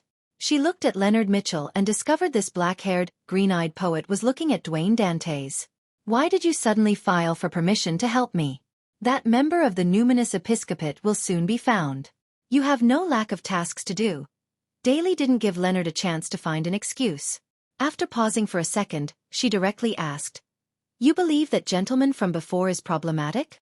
Leonard retracted his gaze and fell silent for 2 seconds. Dwayne Dantes has met His Grace before. He deliberately didn't provide any sort of confirmation or denial, as though the question she had should be posed to St. Anthony. In between the lines, he was saying that His Grace didn't mention if there was any problem with Dwayne Dantes. Whether it was a lack of any detection or simply because he didn't say, that was up in the air. Daly nodded gently as she turned her gaze towards the washroom. On Wednesday morning, Audrey Hall, who had received an invitation, rode on a carriage to arrive at the St. Samuel Cathedral on Phelps Street. The Lone Charity Bursary Foundation, which was about to be established, was situated on 22 Phelps Street. The building belonged to the Church of Evernight, so there was no need to pay any rent. Before getting off the carriage, Audrey held the invitation and looked out at the scenery. She was filled with anticipation for the future. She was to become a director and would work on raising funds and with external liaisons.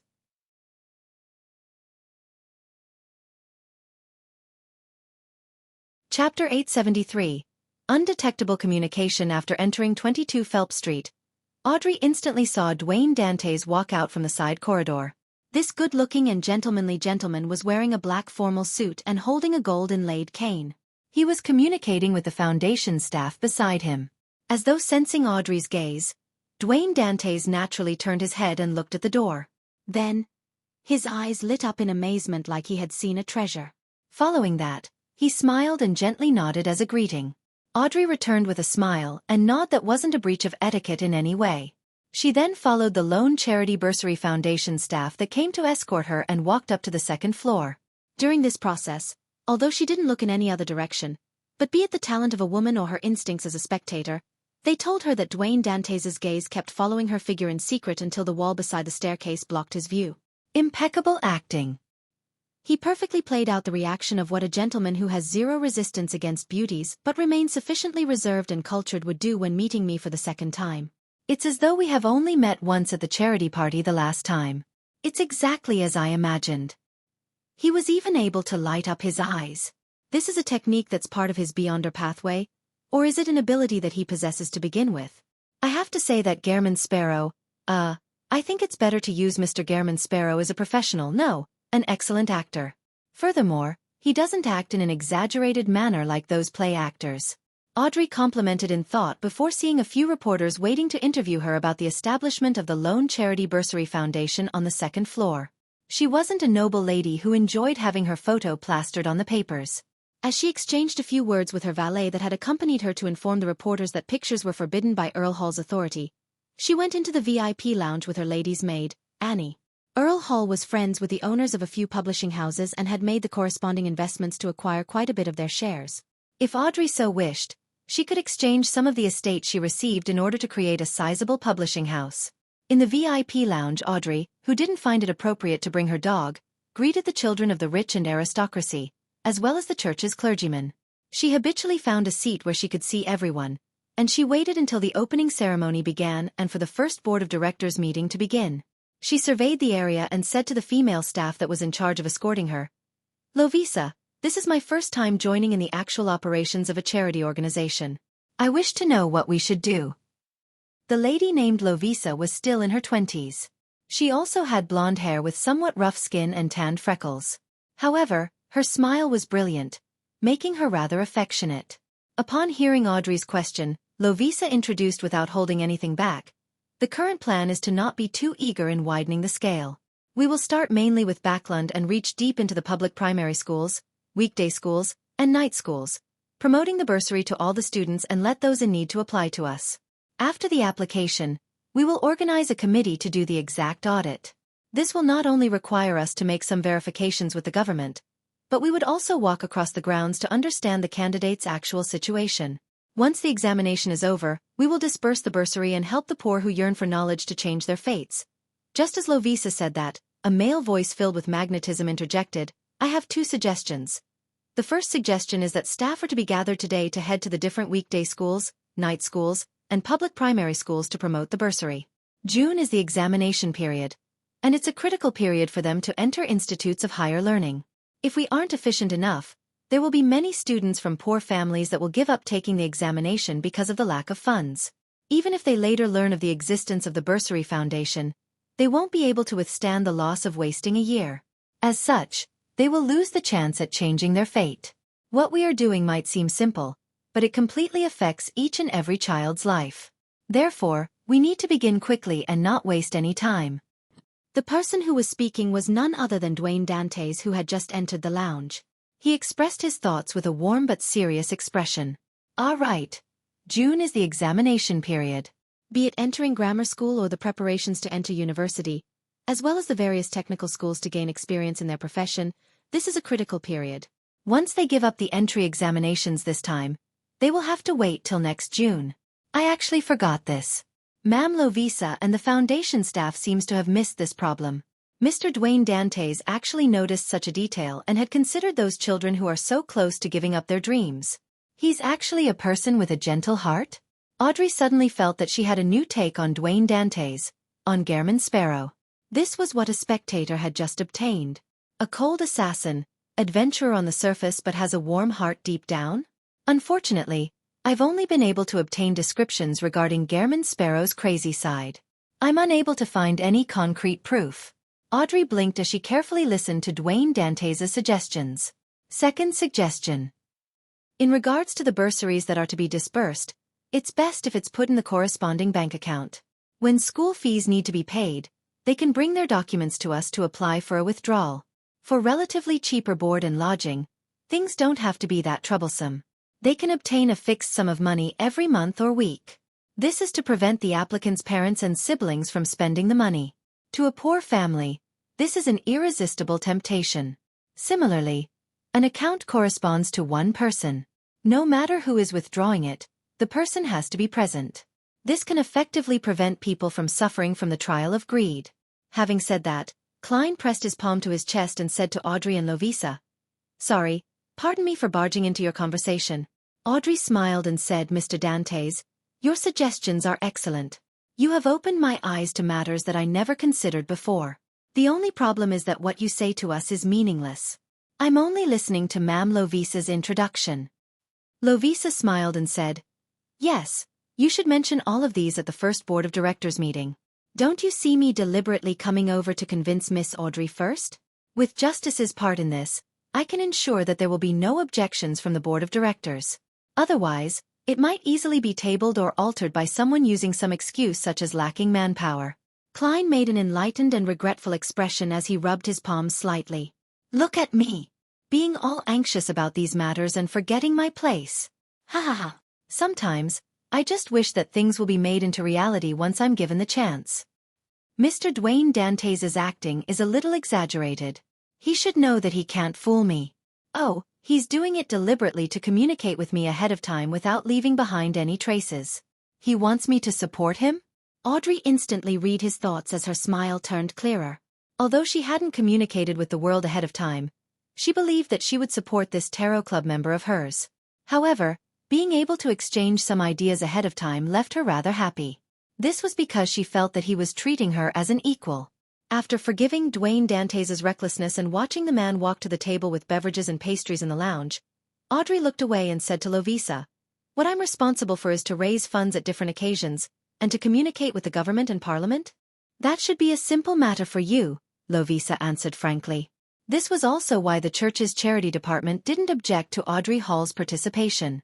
In fact, they were very supportive of it. Audrey nodded in thought and said, "If I have the time to spare, can I join you in visiting the different schools for the promotions, as well as the examination of the candidates?" Lovisa was originally unwilling to agree, worried that the environment wasn't suitable for Miss Audrey. But when she saw her clear green eyes and took in her request that she couldn't resist, her heart softened. She felt that such kindness shouldn't be stopped. It wasn't to be isolated from the reality of the lower class. If Miss Audrey sees true misery and ugliness and is still willing to help the pitiful people, she will definitely be able to be of greater use. It will prevent the higher-ups from always formulating unrealistic measures. Lovisa quickly found a convincing reason as she sighed and smiled. "No problem. However, you won't be able to wear such a dress or wear any jewelry. What do I do with Lai? Turn it into a bracelet and hide it under my sleeves?" Audrey thought as she replied with a smile. "All right." With Miss Audrey Hall's support, the Lone Charity Bursary Foundation's first Board of Directors meeting ended perfectly after its establishment. Klein returned to 160 Buckland Street in a good mood. Following his usual habits, he entered his master bedroom at around 2 to have an afternoon nap. In his hazy dream, Klein suddenly jolted awake and sensed something. Someone was attempting to infiltrate his dream. Who is it now? I'm even getting disturbed in my afternoon naps? As Klein mumbled, he made the dream transform into the half-open room with the balcony. Then, he saw the black-haired green-eyed Leonard with his unkempt clothes somersault through the window. Does this fellow not know how to use the main door? Why is he suddenly here? I should remember to get his contact method. Klein sat in his reclining chair, feeling peeved and amused. He looked at the poet with a leisurely expression and said, "This is an impolite way of visiting me." When Leonard heard that, he bowed in a manner that lacked standards. "Mr. Dantes, I have something I would like to consult you on." "Consult? That's a nice attitude. Also, it doesn't seem to be anything major." Klein secretly scared as he said, "What's the matter?" Leonard grabbed a seat and deliberated before asking, You were embroiled in Quarren's suicide. Who do you think the real murderer is? If I wanted to know, I would have thrown out Frank's mushrooms. However, I can't say that I've no idea at all. That just lowers the impression he has on me. Klein was very accustomed to such situations, so he expertly laughed and instead of answering, asked, "How were your investigations?"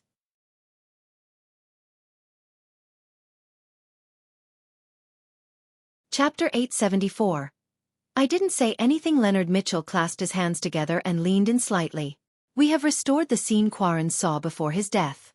This didn't directly show the murderer, but the glass on the oriel window happened to reflect Baron Sindras's figure. After a pause, Leonard added, "This is too simple and unconvincing. A powerful banker and noble at Baron Sindras's level wouldn't need to personally take action or be present to watch if he wants someone dead, unless he has some special fetishes. And as you know, there are many ways to replicate such scenes, be it via an illusion or disguise." When he mentioned disguise, he looked up slightly and glanced at Dwayne Dantes. It was as though he was implying that the latter's present appearance was unlikely his true appearance, just like Gairman Sparrow and Sherlock Moriarty. What a simple and direct way of framing someone. It's really suspect if the murderer behind the scenes really wants to frame Baron Sindras. I should process everything from the beginning. First, assuming that I, in other words, Dwayne Dantes, act like an ordinary person.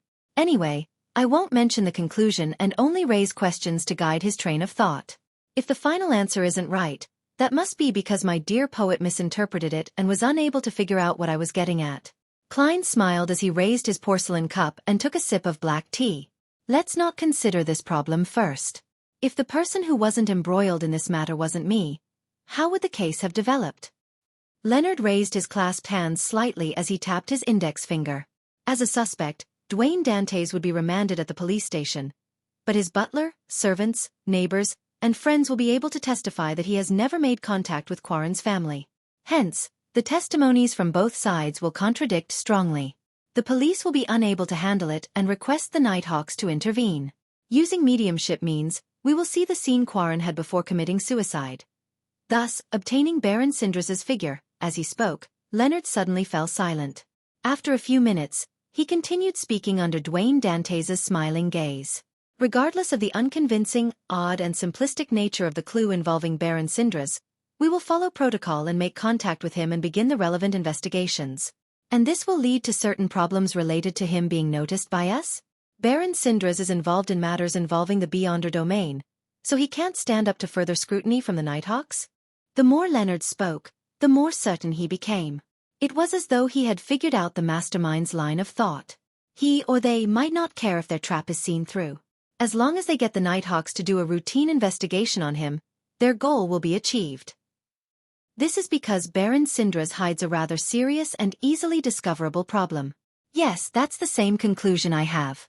This is actually closer to sounding the alarms by providing a tip-off, but it's more mild. It looks like a trap that will make the Nighthawks definitely investigate things while hiding their existence. Of course, I won't directly acknowledge your guess. Wouldn't it be awkward if I was actually wrong? Klein crossed his right leg over his left and laughed. Baron Sindras, who has been alerted, definitely won't show any problems now. Leonard slowly nodded and said as though explaining to himself, "This Baron's experiences are rather legendary. He has been pushed to the brink of bankruptcy a few times, but he managed to turn the tide and ended up reaching a new height. Perhaps in one of these instances, he had sold his soul to the devil, an evil god, or some other secret existence out of desperation." This story is quite reasonably crafted. Klein didn't comment on the accuracy of Leonard's guess before asking, on the other hand, how would the Nighthawks treat the real murderer that led to Quarren's suicide? Leonard temporarily put aside all his previous thoughts, and he began following the train of thought based on an ordinary development. The design trap is too crude. The cueing, guidance, and memory implants were done in an insufficiently concealed and mild manner. It's easy for people to discover problems. Therefore, it's unlikely to be done by mid- or high-sequence Beyonders from the spectator pathway. It looks more like it was done by a Beyonder from another pathway who relied on a mystical item to pose as a spectator. Before he finished his sentence, Leonard fell into silence again. His thoughts a mystery. Klein maintained his faint smile as he calmly looked at the poet. It was as though he had everything under control, but he wasn't going to say a thing. Everything depended on what Leonard figured out. This is very similar to what Old Man said from before. Is it really done by some mid or high sequence beyonder from the spectator pathway? His seemingly crude and flawed setup was actually a precise consideration of everyone's reaction. Everyone's response at every step of the way was taken into consideration, with the only mistake stemming from Dwayne Dantes' experience and wisdom. Leonard felt that he had already figured out the truth as he got up and coughed gently. "Thank you for your advice." Klein immediately chortled and said, "I didn't say anything." Without waiting for Leonard's response, he said, "Your former colleague got me to ask you how he should inform you if he were to discover traces of insanguil." Leonard, who had planned on getting up to bid farewell, sat back down. Colored with a complicated expression, he said after more than 10 seconds of silence, "Pass the information in the form of a letter to 7 Pinster Street." "This means that he won't be leaving Backland any time soon. Or is it that no matter how far he goes to carry out missions, he will have the means to monitor 7 Pinster Street and read the letter remotely?" It might be the latter assumption. A Marauder Pathways angel definitely has many magical secret techniques. Leonard can definitely use one of them. I can't ask, or else it will lower Dwayne Dantes' level and destroy my setting. Klein wore an unperturbed expression as he said with a smile, "I'll inform him." Leonard didn't immediately leave as he opened his mouth, paused, and asked, "If I wish to contact him, how should I do it?" His green eyes were deep as they spoke volumes when he asked. Klein was already prepared, so he said with a smile, "The spirit that wanders about the unfounded, the friendly creature that can be subordinated, the messenger that belongs to Gairman Sparrow." You can ask Palez about the exact ritual if you aren't too sure. Leonard knew that Gairman Sparrow was Sherlock Moriarty, who was also Klein Moretti. He nodded indiscernibly and stood up. "Thank you for informing me. Please pardon me for my intrusion." With that said, he retreated to the door, opened it and left the dream. "Hey, you left just like that? As a nightmare, or as a former nightmare, shouldn't you consider how there might be problems with your memory? You remembered it just from hearing it once? You aren't putting enough weight on this matter." Klein couldn't help but lampoon when he saw Leonard's figure disappear. He shook his head in exasperation, ended his afternoon nap, and began busying himself over the matter regarding West Balham. On the Golden Dream, Danitz, who had finally finished his mission, drank some iced light beer because of the recent hot weather. If it wasn't because the creation of ice needed beyonder powers, and that there wasn't much to go around, he felt that he could finish half a bucket of ice in one go. "That's what I call life." Danitz guzzled the remaining liquid in his cup. At this moment, he saw grayish-white fog appear before him as Gairman Sparrow's voice began echoing in his ears. "Please inform Danitz that he is to immediately head to West Balham. Figure out the situation of the areas under the control of the 2 native generals, May Sanchez and Katamia. He should take special note of any signs of Rose School of Thought activity. Head to West Balham?" With a cup in hand, Danitz stammered Gairman Sparrow's request repeatedly. He had once headed there with the Golden Dream crew to seek out treasure. He had also obtained rather detailed intel from his captain. Therefore, he knew how chaotic and dangerous West Balham was. "Furthermore, I have to go alone." Danitz uttered a sound as he found his future bleak. Primitive forests with all kinds of hidden and terrifying creatures, native tribes who believed in death and had all sorts of peculiarities, paths filled with bandits and rebel armies, villages with wraiths and shadows haunting them, and cities that had gunfights or even beyonder battles surfaced in his mind. "No, I have to say no to Gairman Sparrow. Say no. He should at least send me a helper. Ordinary people can survive in West Balham and become rich, having their own manners. This means that it's not as horrifying as I imagine it to be. I'm just frightening myself. Besides, Gairman Sparrow just requested me to figure out the situation, not to contact anyone." Danitz quickly forced a smile and requested Mr. Fool to inform Gairman Sparrow that he would immediately take action. Then, following Gairman Sparrow's instructions, he set up a bestowment ritual to pray to Mr. Fool. When the ritual came to an end, he saw an illusory door open. A dark golden sunbird-shaped brooch flew out, landing on the altar. Sun brooch. In the southern continent, in a kingdom once ruled by death, the sun pathway was one of the most effective beyonder pathways. Directly giving me such a precious item. It's not bad working for Gairman Sparrow. However, he said something about it being borrowed? Danitz picked up the brooch and felt his surroundings turn hot and humid. After handing out a mission to Danitz, Klein was just about to open the door to instruct Richardson to get him a cup of iced water when he felt his spiritual perception trigger.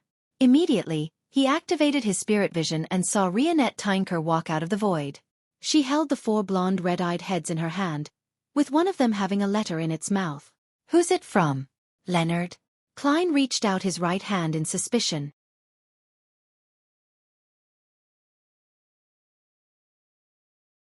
Chapter 875. Mummy 7 Pinster Street. Leonard Mitchell came to his desk and unfolded a piece of paper. He then picked up a fountain pen and lowered his wrist in preparation to write. However, just as he dipped a dark blue spot onto the paper, his fountain pen paused.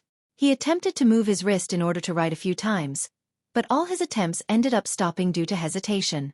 He raised his wrist, lowered the fountain pen, and repeated this action again and again.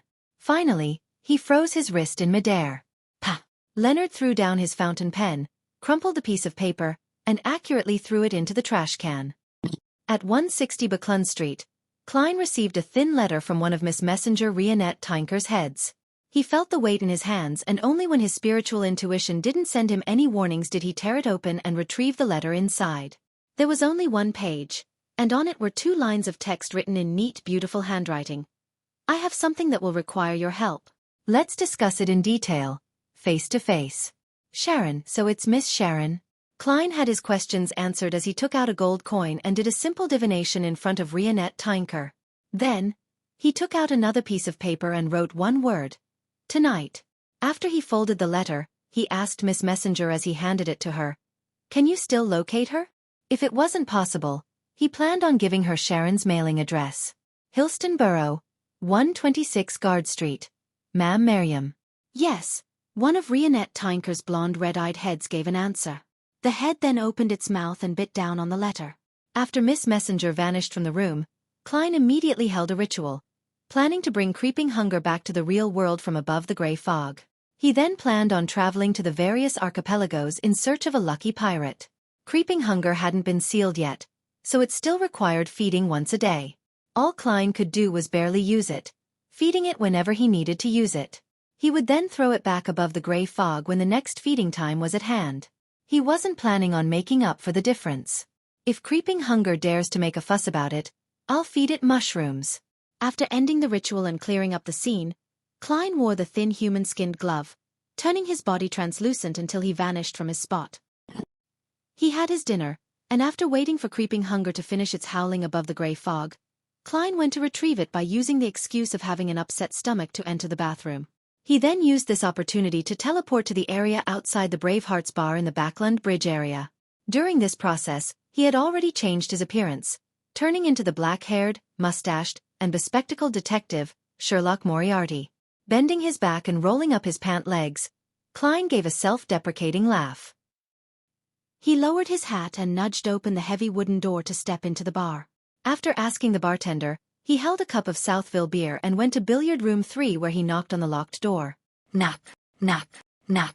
Amidst the rhythmic knock, the door creaked open a tiny gap. The red-eyed Ian peeped his head out before breaking out into a smile. "Sir, please come on in." As the weather was turning warm, he no longer wore his old coat. Instead, he wore a simple linen shirt. Klein nodded with a smile and quickly entered the billiard room where he took in the surroundings almost instantly. Marek, with his hair a little messy, was wearing a white shirt, black vest, and black pants. He was holding onto a cue stick and had his back bent to play billiards. Perhaps having a deep impression of causing chaos for Sherlock Moriarty, he didn't summon his zombies to play cards with him. "Long time no see," Klein greeted first. Meanwhile, Sharon, with her small black bonnet and black regal gown, appeared beside the billiard table, sitting on a high stool. "Good evening, ma'am." Klein moved his gaze over and bowed with a smile. Sharon seemed to float up as she stood up before raising the hem of her skirt to do a slight bow as a polite response. As for Marek, he lowered his cue stick and said in a gruff voice, "From the looks of it, you're still in Backland." His face was as pale as ever, but the evil look in his brown eyes had lessened significantly. It seemed to be evidence of the effective temperance he had in recent times. It was apparent that his acquisition of the scarlet lunar corona prevented him from almost breaking down on every full moon, so much so that he didn't need to frequently switch to new types of sedatives. Klein didn't directly answer Marek. Instead, he walked to the billiard table and put down his beer. Smiling, he said, "I'm very sorry. I was planning to sell a Wraith Beyonder characteristic to you, but unfortunately it was lost. Sharon's blue eyes didn't move, nor did she probe for a reason. All she asked was a simple, "Are you all right?" She knew that the Wraith Beyonder characteristic Sherlock Moriarty mentioned belonged to Admiral of Blood Senior. And he was also Sherlock Moriarty's marionette. By losing the Wraith Beyonder characteristic, it also meant the loss or destruction of his marionette. This was a significant loss for such a Beyonder. "I'm still all right. At least I didn't suffer any harm," Klein said with a sighing smile. "No wonder I didn't see Senor this time," Marek muttered in enlightenment. Marek and Miss Sharon don't seem too bothered about the lack of that Wraith Beyonder characteristic. They have other means or methods to acquire one. Klein sharply grasped this point and switched to asking, "Is there something this time?" Marek immediately glanced at Ian. The staid teenager didn't ask further as he quickly left the billiard room and closed the door. Sharon's doll-like face didn't show any emotion as she allowed Marek to speak. "Tomorrow, there will be a ship from the southern continent arriving in Pritz Harbor. It is intimately tied to the Lone Army. This ship carries with it treasure and relics plundered from the Star Highlands, Paz Valley, and Hagenti Plains. Among them is a mummy. It's the 19th king of the ancient Hagenti Plains, Tutmosis II. The southern continent's original language didn't stem from ancient Phaeacian. It had its own structure. In the ancient Highlander language, king also has the special term, Khedive. It was translated by Emperor Roselle as Pharaoh. It's a mystery what he was thinking. Also, mummy was named by him too. In short, the meaning of Pharaoh is the son of God, king of humans. Tutmosis II was once a high-sequence Beyonder. However, after his death, the corresponding characteristic was taken away, leaving only his corpse behind to be made into a mummy. To other Beyonders, this is a material filled with spirituality, an excellent choice for creating a zombie. But to us, it has another meaning, a very important meaning. Our goal this time is to obtain that Tutmosis II mummy." "Another meaning?" "The corpse of a high-sequence Beyonder without any Beyonder characteristic. Apart from using it as a material, there's another meaning to it?" Klein's heart stirred as he suddenly thought of Mam Hermit's request to purchase a drop of mythical creature blood. Could it be the ritual requirement to go from Sequence 5 Wraith to Sequence 4 Puppet? Miss Sharon already has the formula and has digested the Wraith potion? From the way she acts, she's practically acting as a Wraith all the time. Who knows, she might have digested it a long time ago. However, when we were in the underground ruin talking to the evil spirit, it was evident that she didn't possess the puppet potion formula. Yes, everyone has their own circles. It's not strange for her to be able to obtain it. Klein swept his gaze at Sharon while in thought, but he failed to discover any obvious changes from before. She was still more like a doll than a living person. However, she didn't show any signs of being even darker and creepier. Sharon silently sat there and watched Sherlock Moriarty and Marek intently, listening into their conversation. If it's just a high-sequence mummy without a Beyonder characteristic, the level of protection can't be too high. Just the two of you shouldn't find it difficult to snatch it away. Klein raised a suspicion. From his point of view, a Sequence 5 Beyonder could be considered quite a powerhouse. Unless the ship had a demigod escorting it, it was very difficult for Beyonders at the same level to put up any effective resistance if her target was solely a mummy. After all, there were too many items the Beyonder guards had to look out for. Furthermore, they might be scattered in different cabins due to the different means of storage. This time, it was Sharon's turn to provide the explanation. She used her succinct manner of speech as usual. "We're worried that it's a trap the Rose School of Thought is using to target us. If there's nothing, £1,000. If there's something, we will be in charge of drawing attention while you take away the mummy. Depending on the level of danger, it will range from £5,000 to £10,000. "I see." Klein didn't immediately reply as he thought and asked, "Do you know of spirit world plunderers?" A Wraith was also a type of Beyonder who could effectively move through the spirit world. Sharon nodded slightly and said, "I can use the cash and the relevant information about spirit world plunderers as payment." Klein tersely acknowledged, "I'll consider it. I'll write to you before midnight." As an excellent seer, he would head above the gray fog to confirm the level of danger regardless of what it was. However, he could confirm that this was definitely not a trap targeted at him since he had no need for a mummy. "All right," Sharon replied with a deadpan expression. Klein didn't immediately bid them farewell as he walked to the door and informed Ian to enter. He then asked, Are there any news worth taking note of recently? Ian thought for a moment and mentioned pieces of information that were relatively important. Someone is trying to find out about the organization that believes in the fool. Klein was somewhat surprised as he asked with a smile, a young man with black hair and green eyes? He suspected that it was Leonard Mitchell. Ian shook his head. No, black hair and black eyes. Some mister from the Aurora Order? Klein considered for a moment before asking. Can you draw who it is? Ian was taken aback before he said in a self-deprecating manner. You might never be able to recognize him if that's the case. At this moment, Sharon said, I can help you. All right. Ian first heaved a sigh of relief before following the instructions to prepare a rather simple ritual. Then his body trembled as he drew a sketch while being possessed by a wraith. It was a young man with curly black hair, black eyes, a wide forehead, and a thin face while wearing a monocle. Amon. Blasphemer Amon.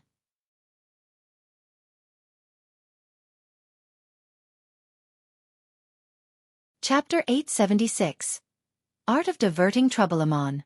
Klein's pupils constricted, and although he looked normal on the surface, he tensed up significantly with his heart churning with waves of alarm.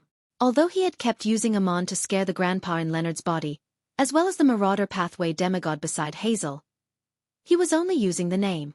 He never expected that this blasphemer, a king of angels, would arrive in Backland so quickly. He was even looking for the organization that believed in the fool.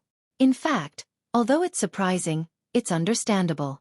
With Backland having an angel and demigod of the Marauder Pathway, it's only a matter of time before Amon arrives based on the law of beyonder characteristics convergence.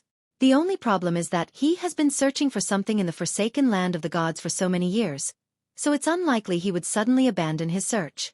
Besides, his mausoleum in the outskirts of Backland has been destroyed by the machinery hive mind, making it difficult for him to come and go as he pleases. Therefore, this isn't his main body, but an avatar? An avatar that exists in the northern continent? An angel of the Marauder Pathway should be good at using worms of time to create avatars. Amon must be stronger than them. Klein's thoughts raced as fast as lightning as he gradually came to a certain conclusion. At times, he even suspected that the mythical creature of the Marauder Pathway was a bunch of worms of time that combined together via a certain method. As a Marauder Pathway's king of angels before the cataclysm, Amon definitely knows what the name, the fool means and can detect the corresponding aura. He might even wish to steal control over the gray fog. He came here for the fool this time. This is really going to be a headache. After his initial shock, Klein gradually composed himself. What he was most afraid of now was that he would end up encountering Blasphemer Amon because of the law of beyonder characteristics convergence. And Amon was clearly able to detect his uniqueness. When that happens, it might not even cause a stir before the so-called the fool had to consider if he could be resurrected. After all, this was a king of angels, an existence just second to a true god. Furthermore, the Marauder Pathway was always known for their deceit and concealment. Amon wasn't necessarily afraid to take action, even in Backland. Perhaps stealing the fate of others was a strength of his. From the looks of it, temporarily leaving Backland to head for West Balam might not be a bad choice. Anyway, the biggest problem stems from myself.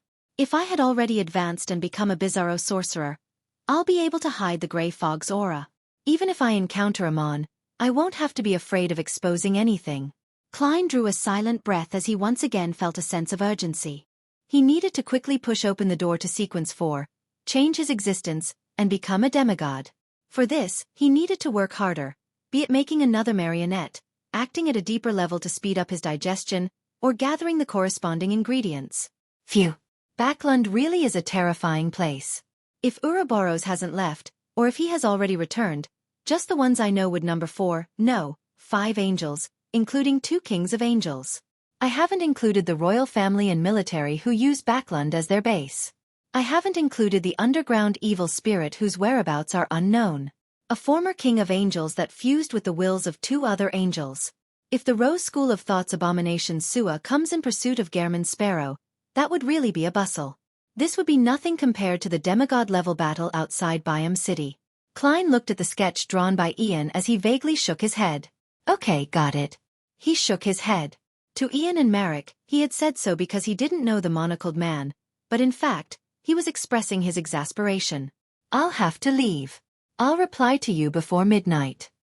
Klein took off his hat and bowed, slowly walking out of the billiard room. He then teleported back to 160 Buckland Street from a secluded alley outside the Bravehearts bar.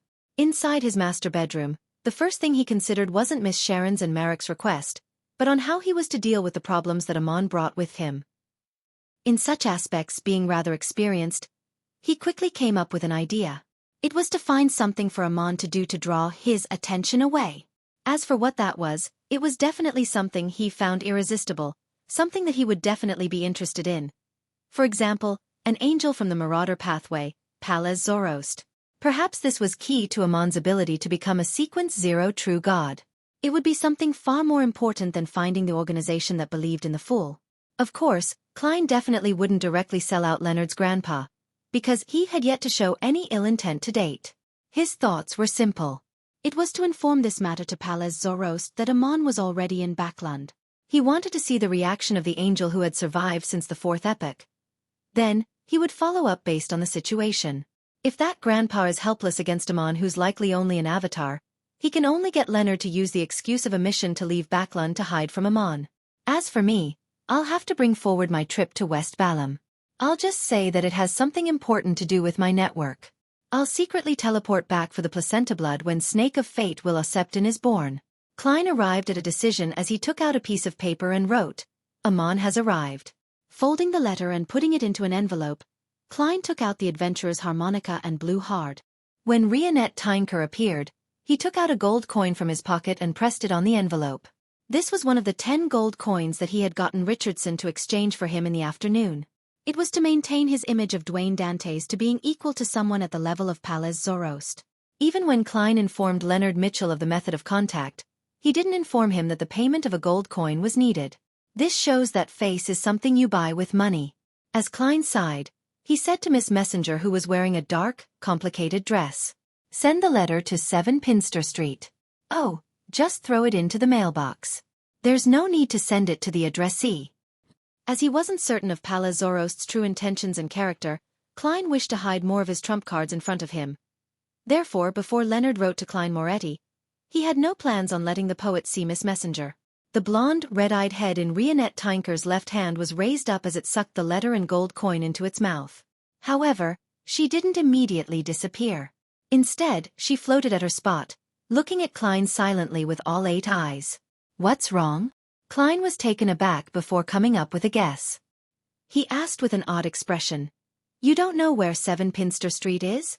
Only then did he recall that a messenger's delivery of letters depended on their mysticism-based location. It was based on the person they contracted with and people they had formerly delivered letters to. Therefore, once the latter left a detectable range, the messenger would not be able to find them. Upon hearing Klein's question, 2 of Rionette Tynker's heads nodded in unison, indicating that she didn't know.